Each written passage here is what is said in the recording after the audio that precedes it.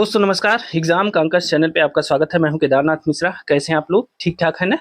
तो चलिए दोस्तों, आधुनिक भारत के एक नए चैप्टर की शुरुआत करते हैं। और आप अपनी स्क्रीन पर देख रहे होंगे आज का जो हमारा नया चैप्टर है वह है गवर्नर, गवर्नर जनरल तथा वायसराय के संबंध में। दोस्तों, अगर आप किसी भी परीक्षा की तैयारी कर रहे हैं, चाहे आप आरओ या आरओ एग्जाम की तैयारी कर रहे हैं, चाहे पीईटी परीक्षा की तैयारी कर रहे हैं, चाहे यूपी पीसीएस की परीक्षा की तैयारी कर रहे हैं, ठीक है, चाहे एलटी की तैयारी कर रहे हैं, चाहे जीआईसी प्रवक्ता की तैयारी कर रहे हो, और चाहे आप जीडीसी एग्जाम की तैयारी कर रहे हैं, मतलब आप अगर किसी भी परीक्षा की तैयारी कर रहे हैं तो उसमें इस चैप्टर से 3 से 4 प्रश्न जरूर पूछे जाते हैं। ठीक है ना? आप ध्यान रखिएगा, 3 से 5 प्रश्न यहां से जरूर पूछे जाते हैं और यह चैप्टर बहुत इंपॉर्टेंट है। किसी भी परीक्षा में यहां से प्रश्न जरूर पूछे जाते हैं। ठीक है, तो इस चैप्टर को पढ़ना बहुत जरूरी है और बहुत ध्यान पूर्वक पढ़ना आवश्यक है। देखिए, जब से हमने चैप्टर वाइज पढ़ाने की शुरुआत की है तो इसका हमारा उद्देश्य ही है कि जिस चैप्टर को एक बार हम लोग पढ़ लें, उस चैप्टर को आपको दोबारा ना पढ़ना पड़े और न तो उस चैप्टर के लिए आपको किसी किताब या किसी पुस्तक की कोई जरूरत पड़े। ठीक है, एक बार में हम सभी चीजों को कवर कर लेंगे, इसलिए पूरी वीडियो को बहुत ध्यान से देखिएगा। वीडियो हो सकता है लंबी हो तो एक बार में न देख पाए तो 2 बार में देखिएगा, लेकिन स्किप जरूर न करिएगा। ठीक है, क्योंकि स्किप कर देने के बाद हो सकता है कि 10 सेकंड में आपका कोई एक फैक्ट ऐसा मिस हो जाए जो आपकी परीक्षा में पूछा जाएगा। ठीक है, तो चलिए इस चैप्टर की शुरुआत करते हैं। और एक चीज और ध्यान रहे, इस वीडियो को अपने दोस्तों के साथ शेयर करिएगा। साथ ही अगर आपको इन तथ्यों की पीडीएफ चाहिए तो आप हमारा टेलीग्राम चैनल और व्हाट्सएप चैनल ज्वाइन कर लीजिए, उसका लिंक हमने डिस्क्रिप्शन बॉक्स में दे दिया है। ठीक है, तो चलिए आज इस नए चैप्टर की शुरुआत करते हैं और देखते हैं कि कितने प्रश्न यहाँ से पूछे जाते हैं और किस किस तरह के प्रश्न पूछे जाते हैं। आज के बाद आपको दोबारा गवर्नर, गवर्नर जनरल या वायसराय के संबंध में कहीं से पढ़ने की जरूरत नहीं पड़ेगी। और कहीं भी आप परीक्षा देने जा रहे हो तो एकदम निश्चिंत होकर जाइए, यहाँ से आए हुए कोई भी प्रश्न आपके गलत नहीं होने पाएंगे। ठीक है, तो चलिए वीडियो की शुरुआत करते हैं। तो सबसे पहले यह देख लेते हैं आखिर ये जो 3 शब्द लिखे हैं ये तीनों अलग अलग क्यों हैं। एक है गवर्नर, दूसरा है गवर्नर जनरल और तीसरा है वायसराय। तो देखिए, सबसे पहले हम आपको बताते हैं, आप जानते हैं कि जो प्लासी का युद्ध हुआ था, कब हुआ था? 1757 ईस्वी में प्लासी का युद्ध हुआ था। ठीक है ना? और प्लासी के युद्ध के समय बंगाल का जो प्रमुख था वो कौन था? प्लासी के युद्ध के समय बंगाल का प्रमुख था ड्रेक। ठीक है ना? लेकिन जो तामझाम किया, जो पूरी सेटिंग किया प्लासी को युद्ध को जीतने में, वह किसने किया था? वह किया था क्लाइव को। ठीक है, हमारी नजर में वह बेईमान है, लेकिन अंग्रेजों की नजर में उसे स्वर्ग से उत्पन्न सेना नायक कहा गया। क्या कहा गया? स्वर्ग से उत्पन्न सेना नायक। यह प्रश्न कई बार पूछा गया है। ठीक है ना? तो उसे स्वर्ग से उत्पन्न सेना नायक बता दिया गया और इसने जो है अपना 3-5 करके इधर उधर बेईमानी करके प्लासी का युद्ध जीता और बंगाल पे अपना अधिकार कर लिया। ठीक है, अब देखिए 1757 के प्लासी के युद्ध के बाद एक युद्ध और होता है और वह होता है 1764 ईस्वी में। यह कौन सा युद्ध था? यह था बक्सर का युद्ध। ठीक है, इन दोनों युद्धों के बारे में हम चर्चा कर चुके हैं। ठीक है, तो 1764 में बक्सर का युद्ध होता है और बक्सर के युद्ध के बाद जो सबसे बड़ी बात होती है वह होती है कि कंपनी को बंगाल, बिहार और उड़ीसा की दीवानी मिल जाती है। क्या मिलती है? बंगाल, बिहार व उड़ीसा की दीवानी मिल जाती है बक्सर के युद्ध के बाद। ठीक है, अब देखिए, एक तो शुरुआत थी प्लासी का युद्ध और बक्सर के युद्ध के बाद जब दीवानी मिल गई तो क्या हुआ? जिम्मेदारियां बढ़ने लगी। अब जब जिम्मेदारियां कंपनी पे बढ़ने लगी तो कंपनी में अनियमितताएं भी बहुत ज्यादा बढ़ने लगी। ऐसे में ब्रिटिश शासन ने क्या किया कि भारत में ईस्ट इंडिया कंपनी के कार्यों को नियमित और नियंत्रित करने के लिए ब्रिटिश सरकार ने एक कदम उठाया। ठीक है, और उसने कदम उठाया कि उसने एक चार्टर एक्ट दिया। लेकिन एक चीज और बता देते हैं आपको, जब प्लासी का युद्ध हो गया तो क्लाइव को क्या किया गया? बंगाल का गवर्नर बना दिया गया। इसका प्रमोशन हो गया, स्वर्ग से उत्पन्न सेना नायक कहा गया इसे, और इसे जो है बंगाल का गवर्नर बनाया गया। कहाँ का गवर्नर बनाया गया? केवल बंगाल का गवर्नर बनाया गया। इस बात को ध्यान रखिएगा। ठीक है ना? अब जब इसका विस्तार क्षेत्र होने लगा तो जब शासन ने क्या किया कि एक रेगुलेटिंग एक्ट नाम का एक एक्ट दिया और जिससे क्या किया, उसके द्वारा भारत में ईस्ट इंडिया कंपनी के कार्यों को नियमित और नियंत्रित करने का प्रयास किया। ठीक है, तो सबसे पहले देखते हैं कि रेगुलेटिंग एक्ट कब आया। ठीक है, रेगुलेटिंग एक्ट के बारे में जानते हैं। यह कब आया? तो रेगुलेटिंग एक्ट आया 1773 ईस्वी में। ठीक है, इस तिथि को याद रखिएगा क्योंकि यह कई बार पूछा गया है, मिलान करने को भी आता है। 1773 ईस्वी में ब्रिटिश सरकार द्वारा रेगुलेटिंग एक्ट दिया गया। ठीक है, अब इस एक्ट में कई बातें थी लेकिन हमें सिर्फ अपने उद्देश्य की तरफ चलना है। देखिए, बंगाल का गवर्नर किसे नियुक्त किया गया था? सबसे पहले क्लाइव को नियुक्त किया गया। ठीक है, प्लासी के युद्ध के बाद। अब देखिए, जब 1773 का रेगुलेटिंग एक्ट आया तो यह जो बंगाल का गवर्नर पद नाम था ना, इसे बदल दिया गया और बंगाल के गवर्नर के पद नाम को बदल के क्या किया गया? गवर्नर जनरल ऑफ बंगाल कर दिया गया। ठीक है, या बंगाल का गवर्नर जनरल कर दिया गया, ऐसे कह सकते हैं। ठीक है, इसका नाम बदला गया और इसे कहा गया बंगाल का गवर्नर जनरल। ठीक है, पहले केवल बंगाल का गवर्नर था, अब बंगाल का गवर्नर जनरल नामकरण कर दिया गया। अब देखिए, बंगाल का गवर्नर जनरल नामकरण करने से और क्या परिवर्तन हुआ, केवल नामकरण तो नहीं किया गया, तो इसके अधिकारों में भी परिवर्तन किया गया, इसके अधिकार बढ़ाए गए।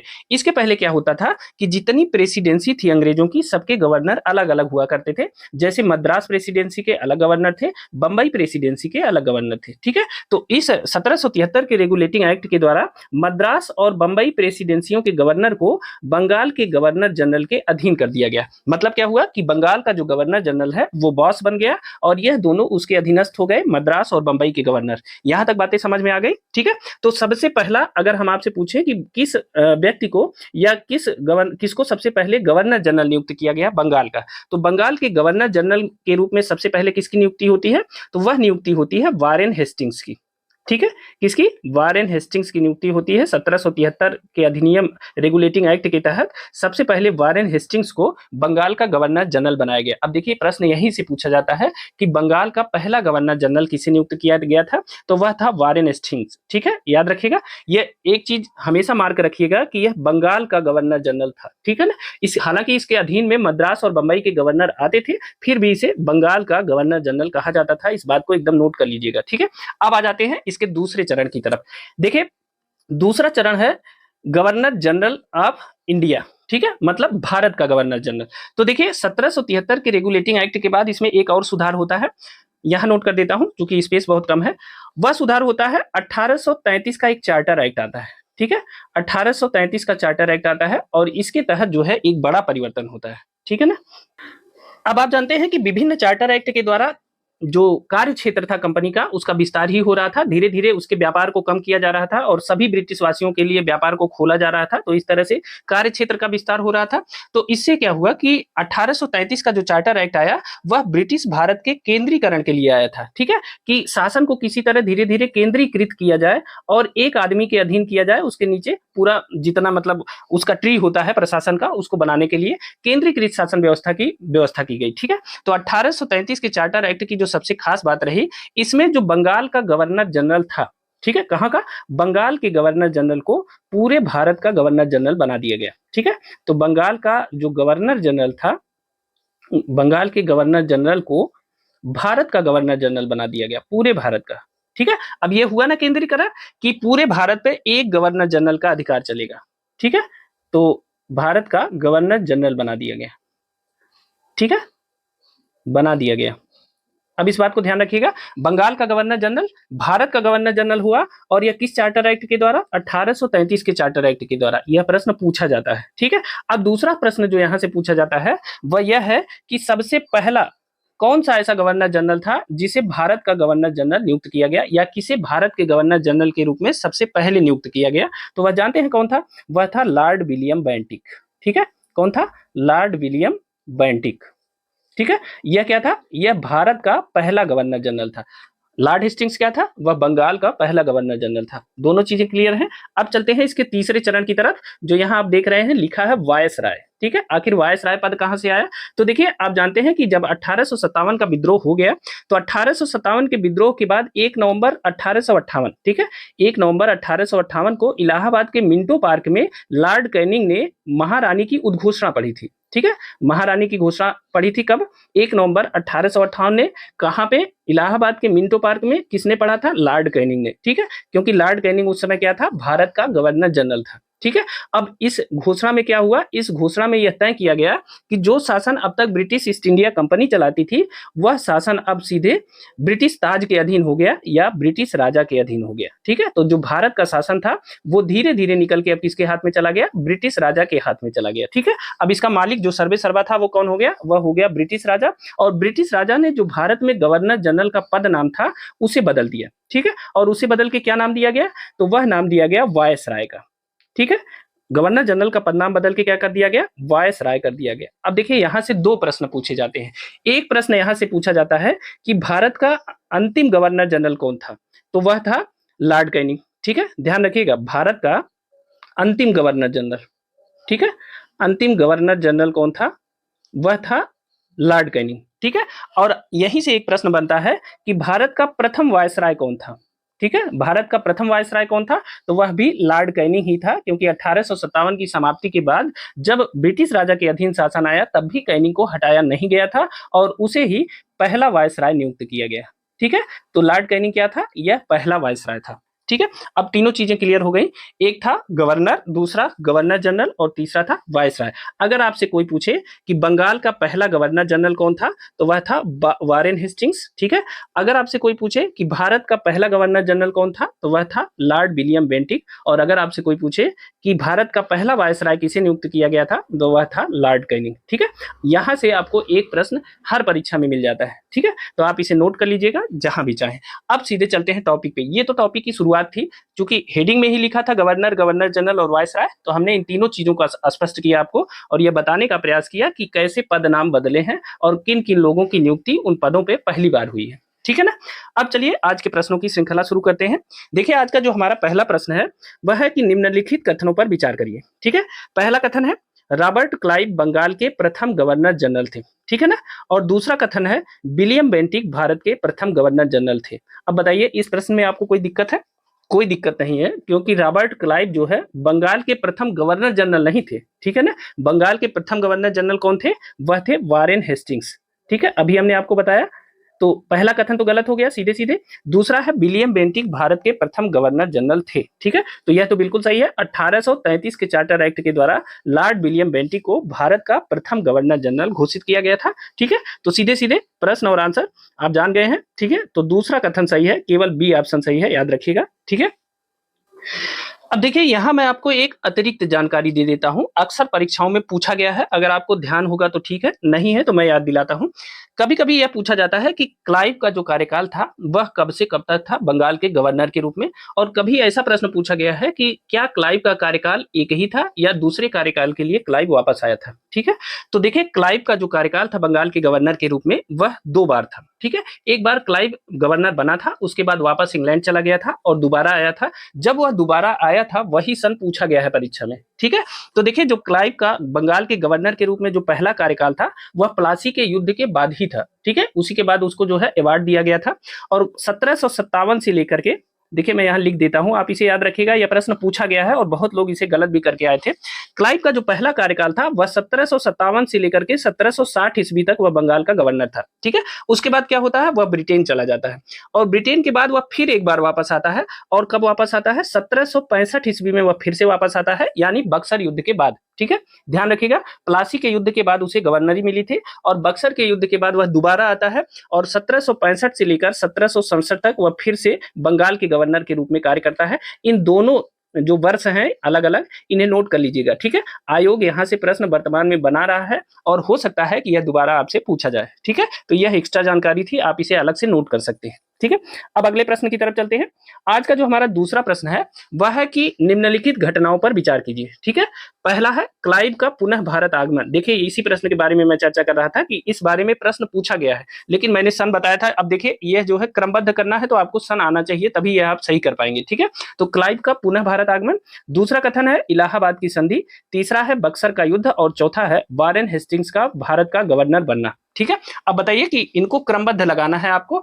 आप क्रमबद्ध तभी लगा पाएंगे जब आपको सभी के बारे में पर्याप्त जानकारी हो। ठीक है, तो देखिए, क्लाइव भारत पुनः कब आया था? अभी हमने आपको बताया कि क्लाइव जब दोबारा भारत आया था तो 3 मई 1765 को वह आया था। ठीक है, कब आया था? 3 मई 1765 को क्लाइव पुनः भारत आया था, इस बात को ध्यान रखिएगा। ठीक है, अब दूसरा है इलाहाबाद की संधि। तो इलाहाबाद की संधि कब हुई थी? तो यह हुई थी अगस्त 1765 में।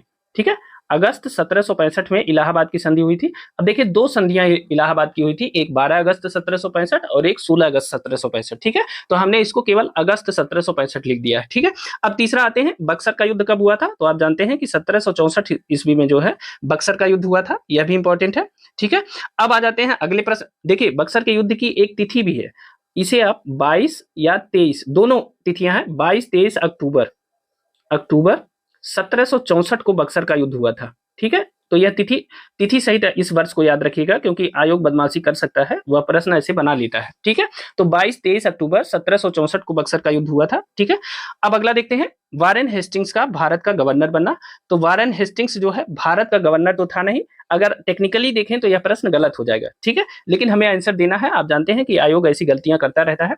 तो वारेन हेस्टिंग्स भारत का गवर्नर नहीं, बंगाल का गवर्नर बना था। और कब बना था? तो यह बना था 1772 ईस्वी में, ठीक है। अब इसे क्रमबद्ध कर दीजिए। तो देखिए सबसे पहले क्या आएगा, सबसे पहले आएगा ये बक्सर का युद्ध 1764 सबसे पहले आएगा, ठीक है। उसके बाद क्लाइव का पुनः भारत आगमन 3 मई 1765 है, ठीक है। दूसरे दूसरे नंबर पे आएगा, मतलब 3-1 हो जाएगा। और फिर इलाहाबाद की संधि अगस्त 1765 है, तो 3-1-2 और 4 कहाँ ऑप्शन में? सी ऑप्शन सही है, ठीक है। 3-1-2-4 सबसे पहले क्या होता है? सबसे पहले बक्सर का युद्ध होता है, और उसके बाद होता है क्लाइव का पुनः भारत आगमन, और उसके बाद इलाहाबाद की संधि होती है। फिर वारेन हेस्टिंग्स 1772 में भारत का गवर्नर, भारत का नहीं बंगाल का गवर्नर जनरल बनता है, ठीक है ना। सी ऑप्शन सही है। अगले प्रश्न की तरफ चलते हैं। आज का जो हमारा तीसरा प्रश्न है वह है कि निम्न कथनों में से कौन सा सही नहीं है। आपको बताना है कि इनमें से कौन सा कथन सही नहीं है, ठीक है। तो कोई एक कथन हो सकता है जो सही नहीं हो, उसको देख लेते हैं कौन सा कथन है। तो देखिए पहला कथन है कि जन प्रशासन की नींव वारेन हेस्टिंग्स द्वारा मजबूती से रखी गई, जिस पर ऊपरी संरचना कार्नवालिस ने की थी, ठीक है। दूसरा कथन है ईस्ट इंडिया कंपनी की असैनिक और सैनिक सुधार करने का जो श्रेय है वह क्लाइव को जाता था, ठीक है। तीसरा जो कथन है वह है लॉर्ड विलियम बेंटिक सबसे बड़े ब्रिटिश शासकों में से एक था, क्योंकि उसने भारत में ब्रिटिश साम्राज्य को संग्रहित किया, ठीक है। और चौथा ऑप्शन है लॉर्ड डलहौजी ने द्वितीय के सिद्धांत के आधार पर ब्रिटिश साम्राज्य में समृद्ध क्षेत्र जोड़े, ठीक है। तो बताइए कि इसमें से कौन सा कथन है जो सही नहीं है, ठीक है। तो जल्दी से अपने आंसर कमेंट करिए। अब देखिए एक चीज ध्यान रखिए, यह प्रश्न कहां पूछा गया है? यह प्रश्न पूछा गया है जीआईसी प्रवक्ता 2010 में। अब देख लीजिए प्रवक्ता वाले कैसा प्रश्न पूछा जाता है, ठीक है।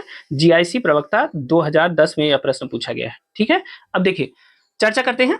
पहला कथन देखते हैं, पहले इसका टेस्ट करते हैं। देखिए जन प्रशासन की जो नींव है वह वारेन हेस्टिंग्स द्वारा मजबूती से रखी गई थी, जिस पर ऊपरी संरचना कार्नवालिस ने की। अब देखिए इसको जानने से पहले आपको क्या जानना पड़ेगा? इसको जानने से पहले सबसे पहले आपको जानना पड़ेगा कि वारेन हेस्टिंग्स ने कौन कौन से ऐसे काम किए जिससे जन प्रशासन की मतलब नींव पड़ी, ठीक है। तो आप जानते हैं कि वारेन हेस्टिंग्स ने क्या किया? जैसे कुछ कामों को मैं गिना देता हूं, जैसे राजस्व बोर्ड का गठन किया, ठीक है। राजस्व बोर्ड का गठन किसने किया सबसे पहले? तो वारेन हेस्टिंग्स ने किया, ठीक है। और इसने भूमि सुधार भी किया, ठीक है। भूमि सुधार किया, और भूमि सुधार के अंतर्गत इसने क्या किया? एक 5 वर्षीय जो है 5 वर्षीय भू राजस्व बंदोबस्त बनाया इसने, ठीक है। भूमि सुधार के अंतर्गत इसने न्यायिक सुधार भी किए, ठीक है। और कभी कभी प्रश्न पूछा जा सकता है, न्यायिक सुधार, जो भारत में न्यायिक सेवा का जो जन्मदाता था वह वारेन हेस्टिंग्स को ही माना जाता है, ठीक है। बड़े स्तर पे न्यायिक सुधार हालांकि कार्नवालिस ने किया, लेकिन न्यायिक सेवा का जन्मदाता अगर आपको एक लाइन में पूछा जाए कि न्यायिक सेवा का जन्मदाता किसे कहा जाता है, तो वह वारेन हेस्टिंग्स को माना जाता है। इस बात को ध्यान रखिएगा, ठीक है ना। इसी तरह अनेक प्रकार की सुधार इसने किए, लेकिन इसके सुधारों के ऊपर जो सुपीरियरिटी हासिल की वह हासिल की कार्नवालिस के सुधारों ने, ठीक है। कार्नवालिस ने जो है बड़े स्तर पर न्यायिक सुधार किए, उसने फौजदारी कानून बनाए, ठीक है। और साथ ही साथ जो है राजस्व के कानूनों का निर्माण किया, किसने? कार्नवालिस ने, ठीक है। और एक चीज और सबसे बड़ी बात ये थी कि पुलिस सुधार, कर सुधार, राजस्व सुधार, फौजदारी सुधार, ये सारे, और खासकर व्यापारिक सुधार, ठीक है, व्यापारिक सुधारों से संबंधित आदि सुधार किसने किया? कार्नवालिस ने किया, ठीक है ना। इसीलिए कहा जाता है कि इसके समय में, कार्नवालिस के समय में, जैसे न्यू तो बनाई थी किसने? वारेन हेस्टिंग्स ने, लेकिन कार्नवालिस ने उस पर क्या किया? महल खड़ा कर दिया, ठीक है। तो पहला कथन बिल्कुल सही है, इसे याद रखिएगा। अब दूसरे कथन की तरफ आते हैं। देखिए ईस्ट इंडिया कंपनी के असैनिक और सैनिक सुधार करने का श्रेय क्लाइव को था। तो यह निश्चित रूप से इसने क्या किया? ईस्ट इंडिया कंपनी में असैनिक सुधार किए और सैनिक सुधार किए। अब इन दोनों सुधारों को अलग अलग जानते हैं। असैनिक सुधार में क्या किया इसने? आप जानते हैं कि जब क्लाइव का समय था उस समय घूस जो है उपहार के रूप में लिया जाता था। वह शुरुआत थी भारत में, आजकल तो वह बहुत विस्तृत रूप में प्रचलित है, उपहार के रूप में घूस दिया जाता है। तो उस समय जो था सेना में, उसमें क्या किया जाता था कि उपहार के रूप में घूस दिया जाता था, ठीक है। तो क्लाइव ने उपहार लेना बंद कर दिया, ठीक है। जो वहां के सैनिक थे वह निजी व्यापार किया करते थे, ठीक है। तो एक तो उपहार पे रोक लगाया, ठीक है, उपहार पर रोक। दूसरा निजी व्यापार पर रोक, ठीक है, निजी व्यापार पर रोक लगाया, ठीक है। यह सुधार किया उसने। अब देखिए साथ ही साथ जो निजी व्यापार अगर किसी को करना है तो करिए, ठीक है, लेकिन उसके लिए आपको आंतरिक कर देना पड़ेगा, ठीक है। आंतरिक कर लगा दिया, जो भी निजी व्यापार करे, ठीक है, उसके लिए आंतरिक कर देना पड़ता था, ठीक है। व्यापार करिए लेकिन टैक्स देते रहिए, ठीक है। अब देखिए कॉर्नवालिस ने सैनिक सुधारों के अंतर्गत सबसे पहला काम क्या किया, सैनिकों का दोहरा भत्ता बंद कर दिया। क्या है, दोहरा भत्ता बंद कर दिया। और यह दोहरा भत्ता 1766 से यह भत्ता जो है केवल उसे ही दिया जाता था जो बंगाल और बिहार की सीमा से बाहर, बंगाल व बिहार की सीमा से बाहर कार्य करता था। ठीक है ना, तो इसे ध्यान रखिएगा। तो इस प्रकार का जो क्लाइव है, क्लाइव ने असैनिक और सैनिक सुधार किया। ठीक है, तो दूसरा कथन भी सही है। अब देखिए तीसरा कथन है, लॉर्ड विलियम बेंटिक सबसे बड़े ब्रिटिश शासकों में से एक था क्योंकि उसने भारत में ब्रिटिश साम्राज्य को संग्रहित किया। आप जानते हैं कि लॉर्ड विलियम बेंटिक क्यों प्रसिद्ध है, यह भारत में सबसे ज्यादा सामाजिक सुधारों के लिए प्रसिद्ध है। ठीक है ना, इसका सामाजिक और प्रशासनिक सुधार दो प्रमुख काम था लॉर्ड विलियम बेंटिक का। ठीक है, सामाजिक सुधार था, आप जानते हैं कि सती प्रथा आदि के क्षेत्र में इसने काम किया था समाप्त करने के क्षेत्र में। तो सामाजिक सुधार और सामाजिक सुधार के साथ साथ प्रशासनिक सुधार के क्षेत्र में लॉर्ड विलियम बेंटिक प्रसिद्ध है। ठीक है ना, प्रशासनिक सुधार। तो यह जो कथन है, लॉर्ड विलियम बेंटिक सबसे बड़े ब्रिटिश शासकों में एक था क्योंकि उसने भारत में ब्रिटिश साम्राज्य को संग्रहित किया, तो यह कथन गलत है। ठीक है ना, वह क्यों प्रसिद्ध है, वह सामाजिक और प्रशासनिक सुधारों के लिए प्रसिद्ध है। ठीक है, तो ब्रिटिश साम्राज्य को संग्रहित करने में उसकी भूमिका नहीं है, न के बराबर है। ठीक है ना, तो सी ऑप्शन गलत है। अब देखिए चौथा जो ऑप्शन है, लॉर्ड डलहौजी ने द्वितीय के सिद्धांत के आधार पर ब्रिटिश साम्राज्य में समृद्ध क्षेत्र जोड़े। अब द्वितीय का सिद्धांत क्या है, इसे कहते हैं डॉक्ट्रिन ऑफ लैप्स, जिसे आप व्यपगत सिद्धांत के नाम से जानते हैं, व्यपगत सिद्धांत। ठीक है, इसे द्वितीय का सिद्धांत भी कहते हैं और इसे व्यपगत सिद्धांत भी कहते हैं और इसे डॉक्ट्रिन ऑफ लैप्स के नाम से जानते हैं। ठीक है ना, तो डलहौजी इसका व्यपगत सिद्धांत का जन्मदाता था। आप जानते हैं कि इसी ने व्यपगत सिद्धांत को अपनाया था और डलहौजी ने इस सिद्धांत के आधार पर ब्रिटिश साम्राज्य में समृद्ध क्षेत्र जोड़े थे। आप जानते हैं कि व्यपगत सिद्धांत के द्वारा कई राज्यों को डलहौजी ने ब्रिटिश राज्य में मिला लिया था, जैसे सतारा, जैतपुर, संभलपुर। ठीक है, सतारा, जैतपुर, संभलपुर, उदयपुर, बघाट। ठीक है, बघाट, और उसके बाद झांसी और नागपुर। ठीक है, झांसी और नागपुर। ठीक है, और इसके साथ साथ अंततः किसका विलय कर लिया गया था, अवध का। ठीक है, तो यह प्रश्न पूछा जाता है कि लॉर्ड डलहौजी ने व्यपगत के सिद्धांत के आधार पर किस प्रकार राज्यों को ब्रिटिश साम्राज्य में समाहित किया, अपने अधीन किया। तो देखिए सन भी पूछा जाता है। सतारा को सबसे पहले उसने व्यपगत सिद्धांत के अधीन ब्रिटिश साम्राज्य में मिलाया, कब मिलाया, 1848 में। ठीक है, सतारा के बाद जैतपुर का नंबर आता है और जैतपुर को कब मिलाया, 1849 में। कब, 1849 में मिलाया। उसके बाद संभलपुर को कब मिलाया, संभलपुर को मिलाया, देखिए जैतपुर और संभलपुर यह दोनों 1849 में मिलाए गए। ठीक है ना, ध्यान रखिएगा। बघाट को ब्रिटिश साम्राज्य में मिलाया गया 1850 में। ये क्रम लगाने को पूछा जाता है। ठीक है, कभी कभी सन का मिलान भी दे देता है, इसलिए मैं इसे आपको क्रमबद्ध तरीके से बता रहा हूं। ठीक है, अब इसके बाद नंबर आता है उदयपुर का। उदयपुर को कब मिलाया गया, 1852 में। ठीक है, 1852 में उदयपुर को मिला लिया गया। और उदयपुर के बाद नंबर आता है झांसी का। झांसी को 1854 में मिलाया गया। ठीक है, 1854 में झांसी को मिलाया गया और 1854 में ही नागपुर को भी मिला लिया गया। ठीक है ना, और अंत में जो सबसे अंत में किसका विलय किया गया, तो वह 1856 में किया गया और अवध का विलय किया गया। ठीक है, अब देखिए इसको क्रम याद रखिएगा, ये सारे सन याद रखिएगा क्योंकि यह पूछा जाता है कि व्यपगत सिद्धांत के तहत लॉर्ड डलहौजी ने किन किन राज्यों को कैसे कैसे मिलाया, उनकी क्रमबद्धता पूछी जाती है। ठीक है, तो आप इसे याद रखिएगा, आप इसे नोट कर लीजिएगा। ठीक है ना, ये बहुत इंपॉर्टेंट है, अक्सर मिलान करने को भी यह प्रश्न पूछता है। अब देखिए यह जीआईसी प्रवक्ता का प्रश्न था। ठीक है ना, अब देखिए आप समझ रहे होंगे कि प्रवक्ता में जीएस के प्रश्न कैसे आते हैं, तो आप देख लीजिए यह नमूना है। ठीक है, अगले प्रश्न की तरफ चलते। अब इसमें सी ऑप्शन सही है। ठीक है ना, सी ऑप्शन सही है, याद रखेंगे। ठीक है, विलियम बेंटिक जो है यह इसने भारत में ब्रिटिश साम्राज्य को संग्रहित नहीं किया था। ठीक है, चलिए अब आज का अगला प्रश्न देख लेते हैं। देखिए आज का हमारा चौथा प्रश्न है, वह है कि अंग्रेजों के विरुद्ध बनारस विद्रोह का नेतृत्व किसने किया था। अंग्रेजों के विरुद्ध बनारस विद्रोह, ध्यान रखिएगा। ठीक है, बनारस विद्रोह का नेतृत्व किसने किया था, तो देखिए अंग्रेजों के विरुद्ध बनारस विद्रोह का नेतृत्व किया था राजा चेत सिंह ने। ठीक है, सी ऑप्शन सही है, राजा चेत सिंह ने अंग्रेजों के विरुद्ध बनारस विद्रोह का नेतृत्व किया था। और यह विद्रोह कब हुआ था और कब इन्होंने इसका नेतृत्व किया था, तो यह हुआ था 1781 ईस्वी में। ठीक है, 1781 ईस्वी में राजा चेत सिंह द्वारा बनारस विद्रोह किया गया था। ठीक है ना, अब इस विद्रोह में बंगाल के तत्कालीन जो गवर्नर जनरल थे वारेन हेस्टिंग्स, ठीक है, वारेन हेस्टिंग्स जो है भाग करके चुनार के किले में छुप गए थे। किस किले में, चुनार के किले में, चुनार के किले में छुप गए। कौन छुप गया था, छुप गए कौन छुपा था? Warren Hastings. ठीक है, वारेन हेस्टिंग्स। तो आपसे यह प्रश्न पूछा जा सकता है कि जब राजा चेत सिंह ने 1781 में बनारस का विद्रोह किया था तो उस समय तत्कालीन गवर्नर जनरल कौन था? तो वह था वारेन हेस्टिंग्स, और वह भाग करके चुनार के किले में छुप गया था। ठीक है, तो इस बात को याद रखिएगा।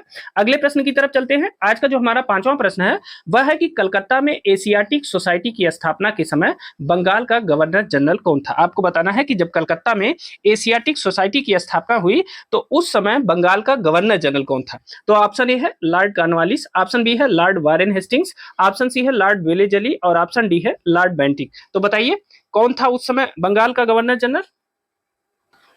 तो देखिए, सबसे पहले तो यह जानना पड़ेगा कि एशियाटिक सोसाइटी की स्थापना कब हुई कलकत्ता में। ठीक है, तो कलकत्ता में एशियाटिक सोसाइटी की स्थापना हुई 15 जनवरी 1784 को। ठीक है, 15 जनवरी 1784 को कलकत्ता में एशियाटिक सोसाइटी की स्थापना हुई। ध्यान रखिएगा, यह प्रश्न पूछा जाता है कि एशियाटिक सोसाइटी की स्थापना कहाँ हुई थी? तो कलकत्ता में हुई थी। ठीक है, और कब हुई थी? तो 15 जनवरी 1784 को हुई थी। ठीक है, 2 प्रश्न बन गए। अब देखिए, जो एशियाटिक सोसाइटी थी इसे एशियाटिक सोसाइटी ऑफ बंगाल के नाम से भी जाना जाता था। ठीक है ना, तो याद रखिएगा। अब देखिए, इसकी स्थापना के समय बंगाल का जो गवर्नर जनरल था वो कौन था? वह था लॉर्ड वारेन हेस्टिंग्स। कौन था? लॉर्ड वारेन हेस्टिंग्स इस समय बंगाल का गवर्नर जनरल था। ठीक है, इस बात को याद रखिएगा, क्योंकि इसका जो कार्यकाल है ना, इसका कार्यकाल कब से कब तक है? 1774 से लेकर के 1785 ईस्वी तक है। ठीक है, तो 15 जनवरी 1784 को ही इसकी स्थापना हो गई थी एशियाटिक सोसाइटी की। तो उस समय लॉर्ड वारेन हेस्टिंग्स बंगाल का गवर्नर जनरल था, इस बात को याद रखिएगा। ठीक है, बी ऑप्शन सही है। ठीक है, अगले प्रश्न की तरफ चलते हैं। अब एक चीज और ध्यान रखिएगा, एशियाटिक सोसाइटी ऑफ बंगाल की स्थापना किसने की? ठीक है, स्थापना किसने की? आप तो जान गए कि 15 जनवरी 1784 को इसकी स्थापना हुई थी, लेकिन इसकी स्थापना किसने की यह भी तो जानना जरूरी है। तो आप जान लीजिए कि विलियम जोन्स। ठीक है, इन्हें कभी कभी सर विलियम जोन्स कहा जाता है। विलियम जोन्स ने 1784 में एशियाटिक सोसाइटी ऑफ बंगाल की स्थापना की थी। ठीक है ना, और इसकी स्थापना का उद्देश्य क्या था यह भी जान लीजिए, क्योंकि यहां से भी प्रश्न पूछा जाता है। इसकी जो स्थापना का उद्देश्य था वह एशिया की भाषाओं, ठीक है, या आप कह सकते हैं भारत की भाषाओं, ठीक है, भारत की भाषाओं, इतिहास, कला, विज्ञान और संस्कृति के अध्ययन, ठीक है, और संस्कृति, ठीक है, संस्कृति के अध्ययन और शोध को बढ़ावा देना था। ठीक है, के अध्ययन और शोध को बढ़ावा देना, ठीक है, शोध को बढ़ावा देना, यह एशियाटिक सोसाइटी ऑफ बंगाल का उद्देश्य था और इसकी स्थापना किया था विलियम जोन्स ने 1784 में। ठीक है ना, तो इसे नोट कर लीजिएगा, बहुत इंपॉर्टेंट है, बहुत बार यह प्रश्न पूछा गया है। ठीक है, अगला प्रश्न देख लेते हैं। आज का जो हमारा 5वां प्रश्न है वह है कि निम्नलिखित में से किसने बंगाल में द्वैध शासन प्रणाली या डुअल गवर्नमेंट को समाप्त किया था? ठीक है, बंगाल में किसने द्वैध शासन प्रणाली को समाप्त किया था? तो ऑप्शन ए है रॉबर्ट क्लाइव, ऑप्शन बी है लॉर्ड कॉर्नवालिस, ऑप्शन सी है वारेन हेस्टिंग्स और ऑप्शन डी है उपर्युक्त में से कोई नहीं। तो बताइए किसने बंगाल में द्वैध शासन प्रणाली को समाप्त किया था? तो आप जानते हैं वारेन हेस्टिंग्स ने बंगाल में द्वैध शासन प्रणाली को समाप्त किया था। बहुत इंपॉर्टेंट प्रश्न है, बहुत बार पूछा गया है, इसे याद रखिएगा। ठीक है ना, इसके बारे में मैं और आपको बताता हूं कि आखिर द्वैध शासन क्या होता है। ठीक है, आप यह तो जान गए कि बंगाल में द्वैध शासन प्रणाली को समाप्त किसने किया है? तो वारेन हेस्टिंग्स ने समाप्त किया है। अब आपको बताते हैं कि आखिर द्वैध शासन का मतलब क्या होता है, ठीक है, और द्वैध शासन कहते किसे हैं। ठीक है, तो द्वैध शासन के बारे में जान लेते हैं यही संक्षिप्त में। अब देखिए, बहुत ध्यान से देखिएगा, द्वैध शासन, देखिए द्वैध शासन को जानने से पहले 2 बातें जानना आवश्यक है। एक जानना जरूरी है कि दीवानी क्या होती थी और दूसरा जानना जरूरी है निजामत किसे कहते थे। ठीक है, जब इन दोनों के बारे में हम जान जाएंगे तो अपने आप द्वैध शासन के बारे में हमें जानकारी हो जाएगी। ठीक है, तो देखिए मुगल काल में प्रांतीय प्रशासन जो था, ठीक है, प्रांतीय प्रशासन में मुगल काल में 2 बड़े अधिकारी थे। ठीक है, इन दोनों अधिकारियों के बारे में जानते हैं। पहला अधिकारी था दीवान, जो प्रांत का बड़ा पद होता था। ठीक है, और दूसरा जो अधिकारी था वह था सूबेदार। ठीक है, और सूबेदार को कभी कभी निजामत भी कहते थे। ठीक है, क्या कहते थे? निजामत भी कहते थे सूबेदार को। अब देखिए सूबेदार का जो कार्य था प्रांत में वह क्या था, इसके कार्यों को जब जानेंगे तभी आगे बात समझ में आएगी। तो सूबेदार का जो कार्य था वह था, इसका कार्य लिख देते हैं, सूबेदार का कार्य, वह कार्य था सैनिक प्रतिरक्षा। ठीक है, क्या था? सैनिक प्रतिरक्षा था। ठीक है, और दूसरा था पुलिस प्रशासन और न्याय प्रशासन। ठीक है, सैनिक प्रतिरक्षा, पुलिस प्रशासन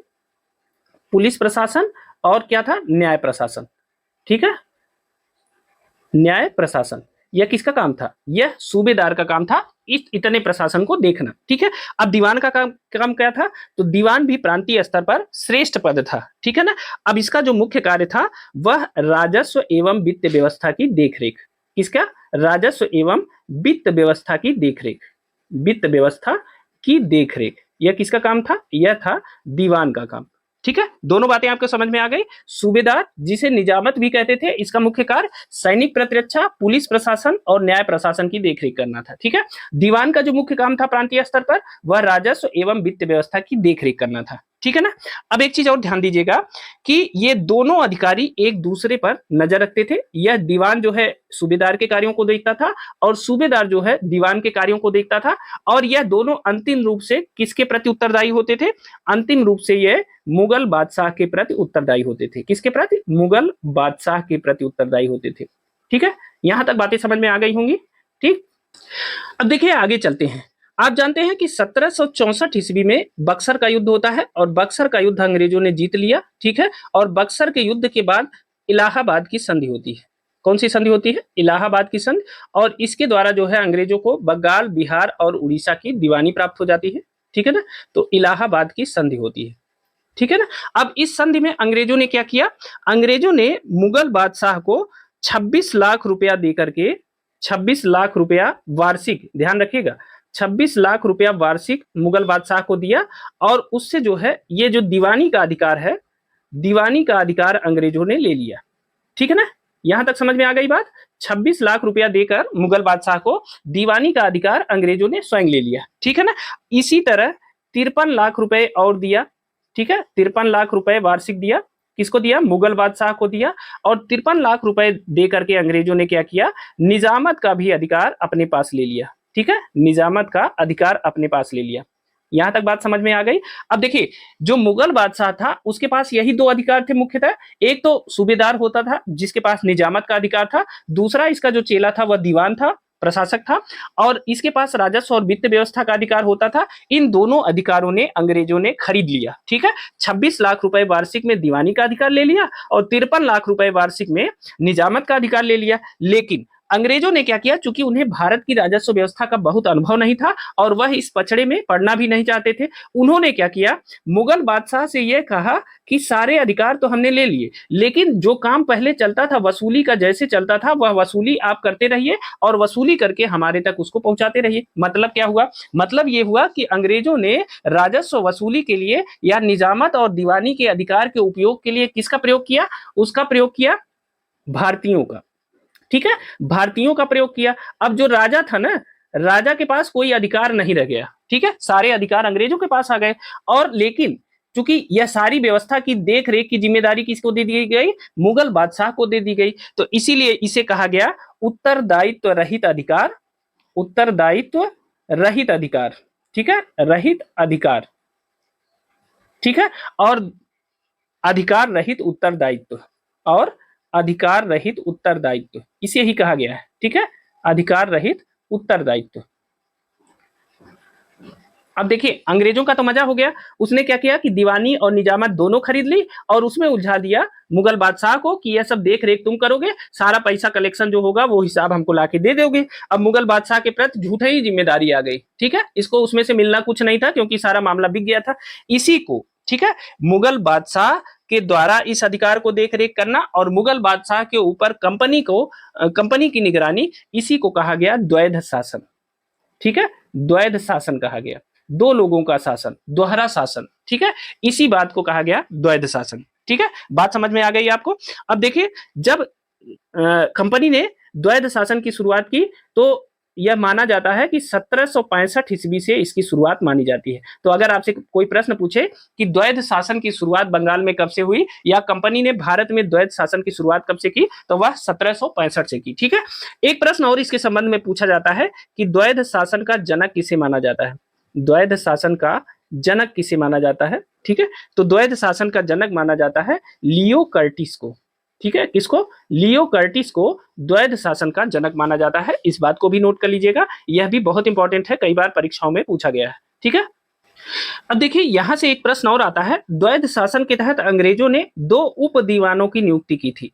ठीक है, 2 उप दीवानों की। और यही प्रश्न पूछा जाता है कि बिहार में किस उप दीवान की नियुक्ति की थी और बंगाल में किस उप दीवान की नियुक्ति की थी। ठीक है, तो बिहार में राजा सिताब राय की नियुक्ति की गई थी अंग्रेजों के द्वारा। ठीक है, किसकी? राजा सिताब राय।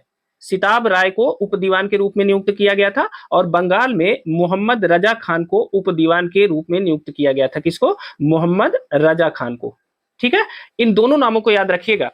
कौन कौन से उप दीवान थे? बिहार में नियुक्त थे राजा सिताब राय और बंगाल में नियुक्त थे मोहम्मद रजा खान। ठीक है, इन्हीं के बारे में पूछा जाता है, किसकी नियुक्ति बिहार में हुई थी और किसकी नियुक्ति बंगाल में हुई थी। ठीक है, तो यह बात याद रखिएगा। और 1765 का जो काल था वो किसका था? क्लाइव का काल था। तो इसलिए माना जाता है कि भारत में जो द्वैध शासन की शुरुआत है वह क्लाइव के समय में हुई थी। ठीक है, यह प्रश्न भी आप यहां से सही करेंगे।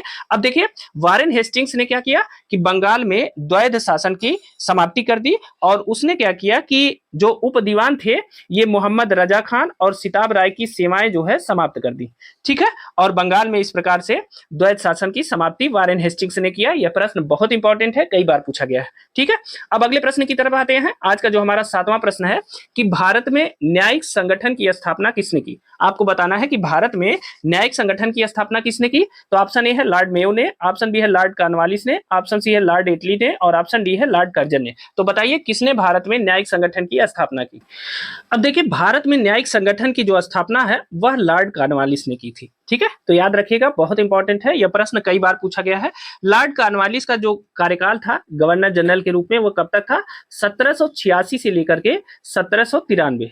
ठीक है, यह याद रखिएगा, यह इसका कार्यकाल था। और इस बीच कॉर्नवालिस ने बहुत से काम किए। ठीक है, मैं एक एक काम को गिना देता हूं जो आपकी परीक्षा के लिए बहुत महत्वपूर्ण है। जैसे पहला काम, इसने दास व्यापार पर रोक लगाई। यह प्रश्न पूछा गया है, किस गवर्नर जनरल ने दास व्यापार पर रोक लगाई? यह लगाई कॉर्नवालिस ने। और कब रोक लगाई? यही प्रश्न पूछा गया है कि भारत में दास व्यापार पर रोक किस वर्ष लगाई गई। तो वह दास व्यापार पर रोक लगाई गई 1789 ईस्वी में कॉर्नवालिस के समय में। ठीक है ना। दूसरा, कॉर्नवालिस को भारत में सिविल सेवा का जन्मदाता माना जाता है। ठीक है, यह आपने सुना भी होगा और कई बार यह प्रश्न आपके सामने से गुजरा भी होगा। कॉर्नवालिस को भारत में सिविल सेवा का जन्मदाता माना जाता है। आप जानते हैं कि इस सेवा में जो है 1853 ईस्वी से प्रतियोगितात्मक परीक्षा होने लगी थी। अगर आपसे कोई पूछे कि सिविल सेवा में नियुक्ति के लिए प्रतियोगितात्मक परीक्षा की शुरुआत, प्रतियोगितात्मक परीक्षा की शुरुआत कब से हुई? ठीक है, परीक्षा की शुरुआत कब से मानी जाती है? तो इसकी शुरुआत हुई थी 1853 में। ठीक है ना।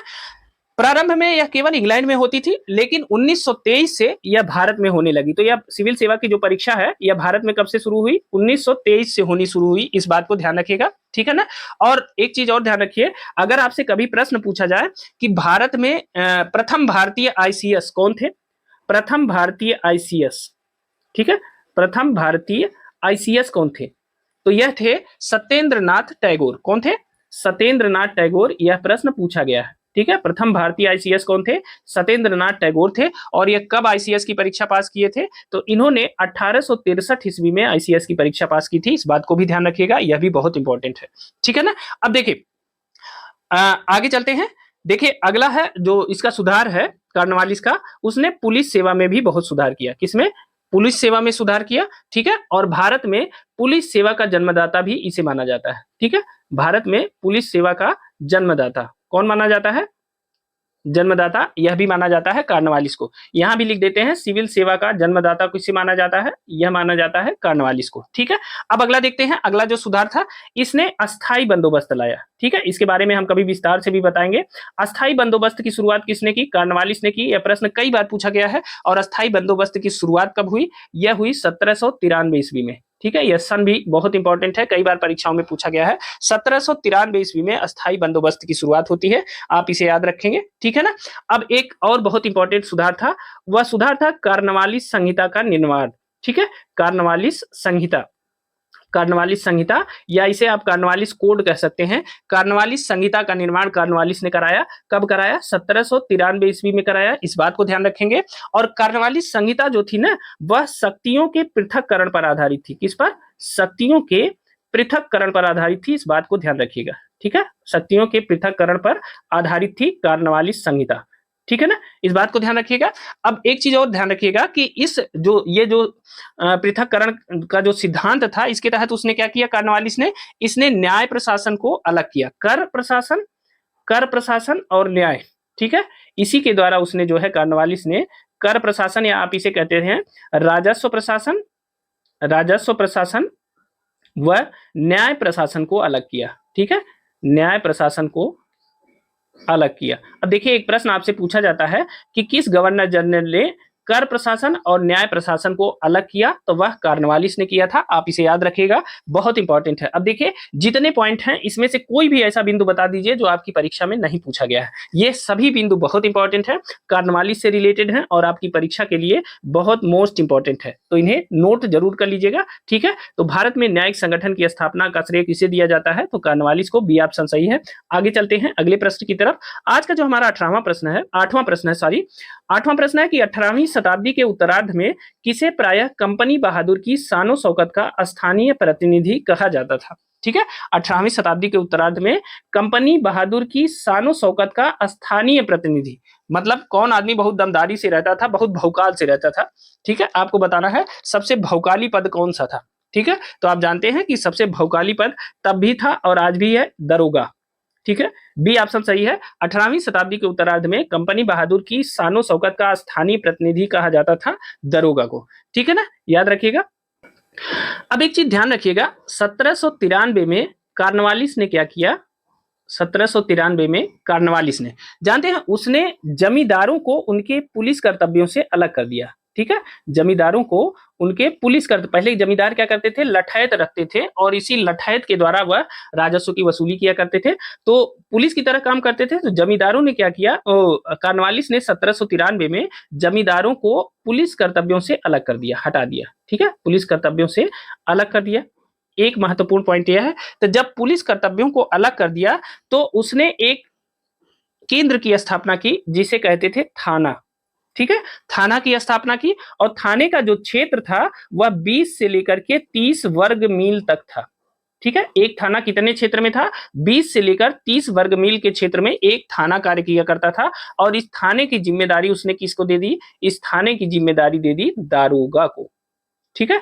आज भी जानते हैं कि दरोगा कैसे होते हैं, रंगबाज टाइप के होते हैं, तो उस समय भी यह दरोगा रंगबाज टाइप के थे। कारण क्या था कि जो दरोगा की नियुक्ति है और जो उसका पर्यवेक्षण का काम है वह करता था मजिस्ट्रेट, ठीक है।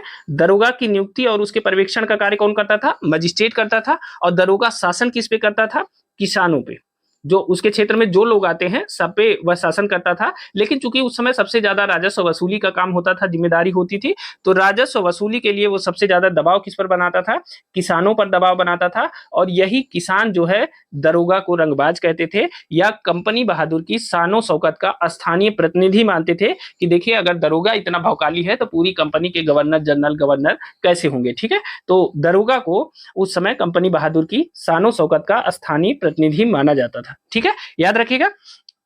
अगले प्रश्न की तरफ चलते हैं। अच्छा, एक प्रश्न रह गया है पीछे कि कौन सा ऐसा गवर्नर जनरल था जिसकी कब्र भारत में, ठीक है, कौन सा ऐसा गवर्नर जनरल, तो देखिए लॉर्ड कॉर्नवालिस की कब्र जो है, लॉर्ड कॉर्नवालिस की कब्र कहाँ है, कब्र इसकी भारत में है, ठीक है। यह प्रश्न पूछा गया है कई बार, हमारे दिमाग से उतर गया। लॉर्ड कॉर्नवालिस की जो कब्र है वह कहाँ है, भारत में स्थित है। और भारत में कहाँ स्थित है, उत्तर प्रदेश के गाजीपुर में स्थित है, ठीक है, उत्तर प्रदेश के गाजीपुर में कॉर्नवालिस की कब्र स्थित है, याद रखिएगा, ठीक है। अब चलते हैं अगले प्रश्न की तरफ। आज का जो हमारा 9वां प्रश्न है वह है कि लॉर्ड बेलेजली द्वारा लागू की गई सहायक संधि व्यवस्था के बारे में निम्नलिखित में से कौन सा कथन लागू नहीं होता, किसके द्वारा, लॉर्ड बेलीजली द्वारा जो सहायक संधि व्यवस्था लागू की गई थी, इनमें से कौन सा कथन उस पर लागू नहीं होता, ठीक है। पहला है कि दूसरों के खर्च पर एक बड़ी सेना बनाए रखना, बिल्कुल सही है। दूसरा है भारत को नेपोलियन के खतरे से सुरक्षित रखना, यह भी सही है, ठीक है। तीसरा है कंपनी के लिए एक नियत आय का प्रबंध करना, यह गलत है, ठीक है। कंपनी के लिए एक नियत आय का जो प्रबंध किया था वह कॉर्नवालिस ने किया था, और किसके द्वारा किया था, अस्थाई बंदोबस्त, या जो अस्थाई बंदोबस्त की व्यवस्था कॉर्नवालिस ने की थी, इससे क्या हुआ था कि कंपनी के लिए एक नियत आय की व्यवस्था की गई थी, ठीक है। तो यह गलत है बेलेजली के संबंध में। और चौथा है भारतीय रियासतों के ऊपर ब्रिटिश सर्वोच्चता स्थापित करना, ठीक है, तो यह तो सही है, ठीक है, गलत कौन सा है? सी ऑप्शन सही है, गलत है। ठीक है, तो इसे याद रखिएगा। लॉर्ड बेलेजली द्वारा जो सहायक संधि व्यवस्था लागू की गई थी उसमें कंपनी के लिए नियत आय का प्रबंध करना बिल्कुल शामिल नहीं था। ठीक है, अब देखिए चूंकि हम लोग यहाँ सहायक संधि व्यवस्था पढ़ रहे हैं तो इसके बारे में थोड़ा सा जरूर जान लेंगे ताकि आपको दोबारा इसके लिए किताब न खोलनी पड़े। ठीक है ना। अब चलिए बेलेजली की सहायक संधि के बारे में जानते हैं। बेलेजली का जो कार्यकाल था वो कब से कब तक था? गवर्नर जनरल के रूप में। तो बेलेजली का जो कार्यकाल था वह था 1798 से लेकर के 1805 तक। कब से कब तक? 1798 से लेकर के 1805 ईस्वी तक बेलेजली का कार्यकाल था गवर्नर जनरल के रूप में। ठीक है ना। अब एक चीज ध्यान रखिएगा कि बेलेजली ने ब्रिटिश ईस्ट इंडिया कंपनी की सर्वोच्चता स्थापित करने के लिए भारत में, ठीक है, एक नीति अपनाई और उस नीति का नाम दिया सहायक संधि प्रणाली। ठीक है ना। अब सहायक संधि प्रणाली के द्वारा उसने क्या किया कि जो ब्रिटिश का वो था नियंत्रण था, उसका विभिन्न राज्यों पे ब्रिटिश का नियंत्रण बढ़ गया, लेकिन उसने क्या किया, सीधे उन पे अधिकार नहीं किया। ठीक है, सिर्फ अपना नियंत्रण धीरे धीरे स्थापित कर लिया। अब देखिए बेलेजली की जो सहायक संधि थी उसके प्रमुख बिंदुओं के बारे में जानते हैं, कैसे बेलेजली ने धीरे धीरे प्रत्येक राज्य को अपना गुलाम बना लिया। ठीक है, तो सहायक संधि के जो विभिन्न बिंदु थे, पहला क्या था सहायक संधि का? पहला कि जो राजा सहायक संधि करता था उसमें क्या होता था कि राजा के खर्च पर, किसके खर्च पे? राजा के खर्च पर एक सेना, ब्रिटिश सेना, ठीक है, राजा के खर्च पर एक ब्रिटिश सेना जो है उसके राज्य में रख दी जाती थी। ठीक है, ब्रिटिश सेना राजा के राज्य में रख दी जाती थी। ठीक है, राज्य में रख दी जाती थी। ठीक है, अब इससे क्या हो गया? इससे ये हो गया कि ब्रिटिशों की सेना तो मजबूत रही, क्योंकि सेना उन्हीं की थी, लेकिन उसका खर्चा कौन दे रहा था? उसका खर्चा राजा दे रहा था। अब राजा किस पर निर्भर हो गया? ब्रिटिश सेना पर निर्भर हो गया। तो उसने अपनी जो सेना थी उसको समाप्त कर दिया या कमजोर कर दिया, क्योंकि उसकी सुरक्षा के लिए ब्रिटिश सेना आ गई। ठीक है ना, तो ब्रिटिश सेना रखी जाती थी और इसी को सहायक सेना भी कहा जाता था। ठीक है, सहायक सेना उसकी सुरक्षा करती थी। ठीक है ना। तो देखिए जब राजा ने अपनी सेना खत्म कर दी तो वैसे ही खत्म हो गया, जब चाहे तब ये उसका टेटुआ दबा देता, गला दबा देता। ठीक है, अब आ जाते हैं दूसरा पॉइंट जो महत्वपूर्ण था वह क्या था कि जो राजा सहायक संधि करता था उसकी विदेश नीति पर यह नियंत्रण कर लेता था बेलेजली। ठीक है, विदेश नीति पर जो है ब्रिटिश शासकों का अधिकार हो जाता था। ठीक है, ब्रिटिश विदेश नीति पर नियंत्रण स्थापित कर लिया जाता था। ठीक है ना, उस रियासत को किसी अन्य देश या राज्य के साथ बिना ब्रिटिश अनुमति के कोई संधि या युद्ध नहीं करना था। मतलब किसी के साथ न तो वह संधि कर सकता है और न तो युद्ध कर सकता है तब तक जब तक ब्रिटिश शासक उसकी अनुमति न दे। ठीक है ना। अब अगला देखते थे, प्रत्येक राज्य में एक जो है ब्रिटिश अधिकारी की नियुक्ति की जाती थी। प्रत्येक राज्य में एक ब्रिटिश अधिकारी की नियुक्ति की जाती थी। ठीक है, और ब्रिटिश अधिकारी को क्या कहते थे? रेजिडेंट कहा जाता था।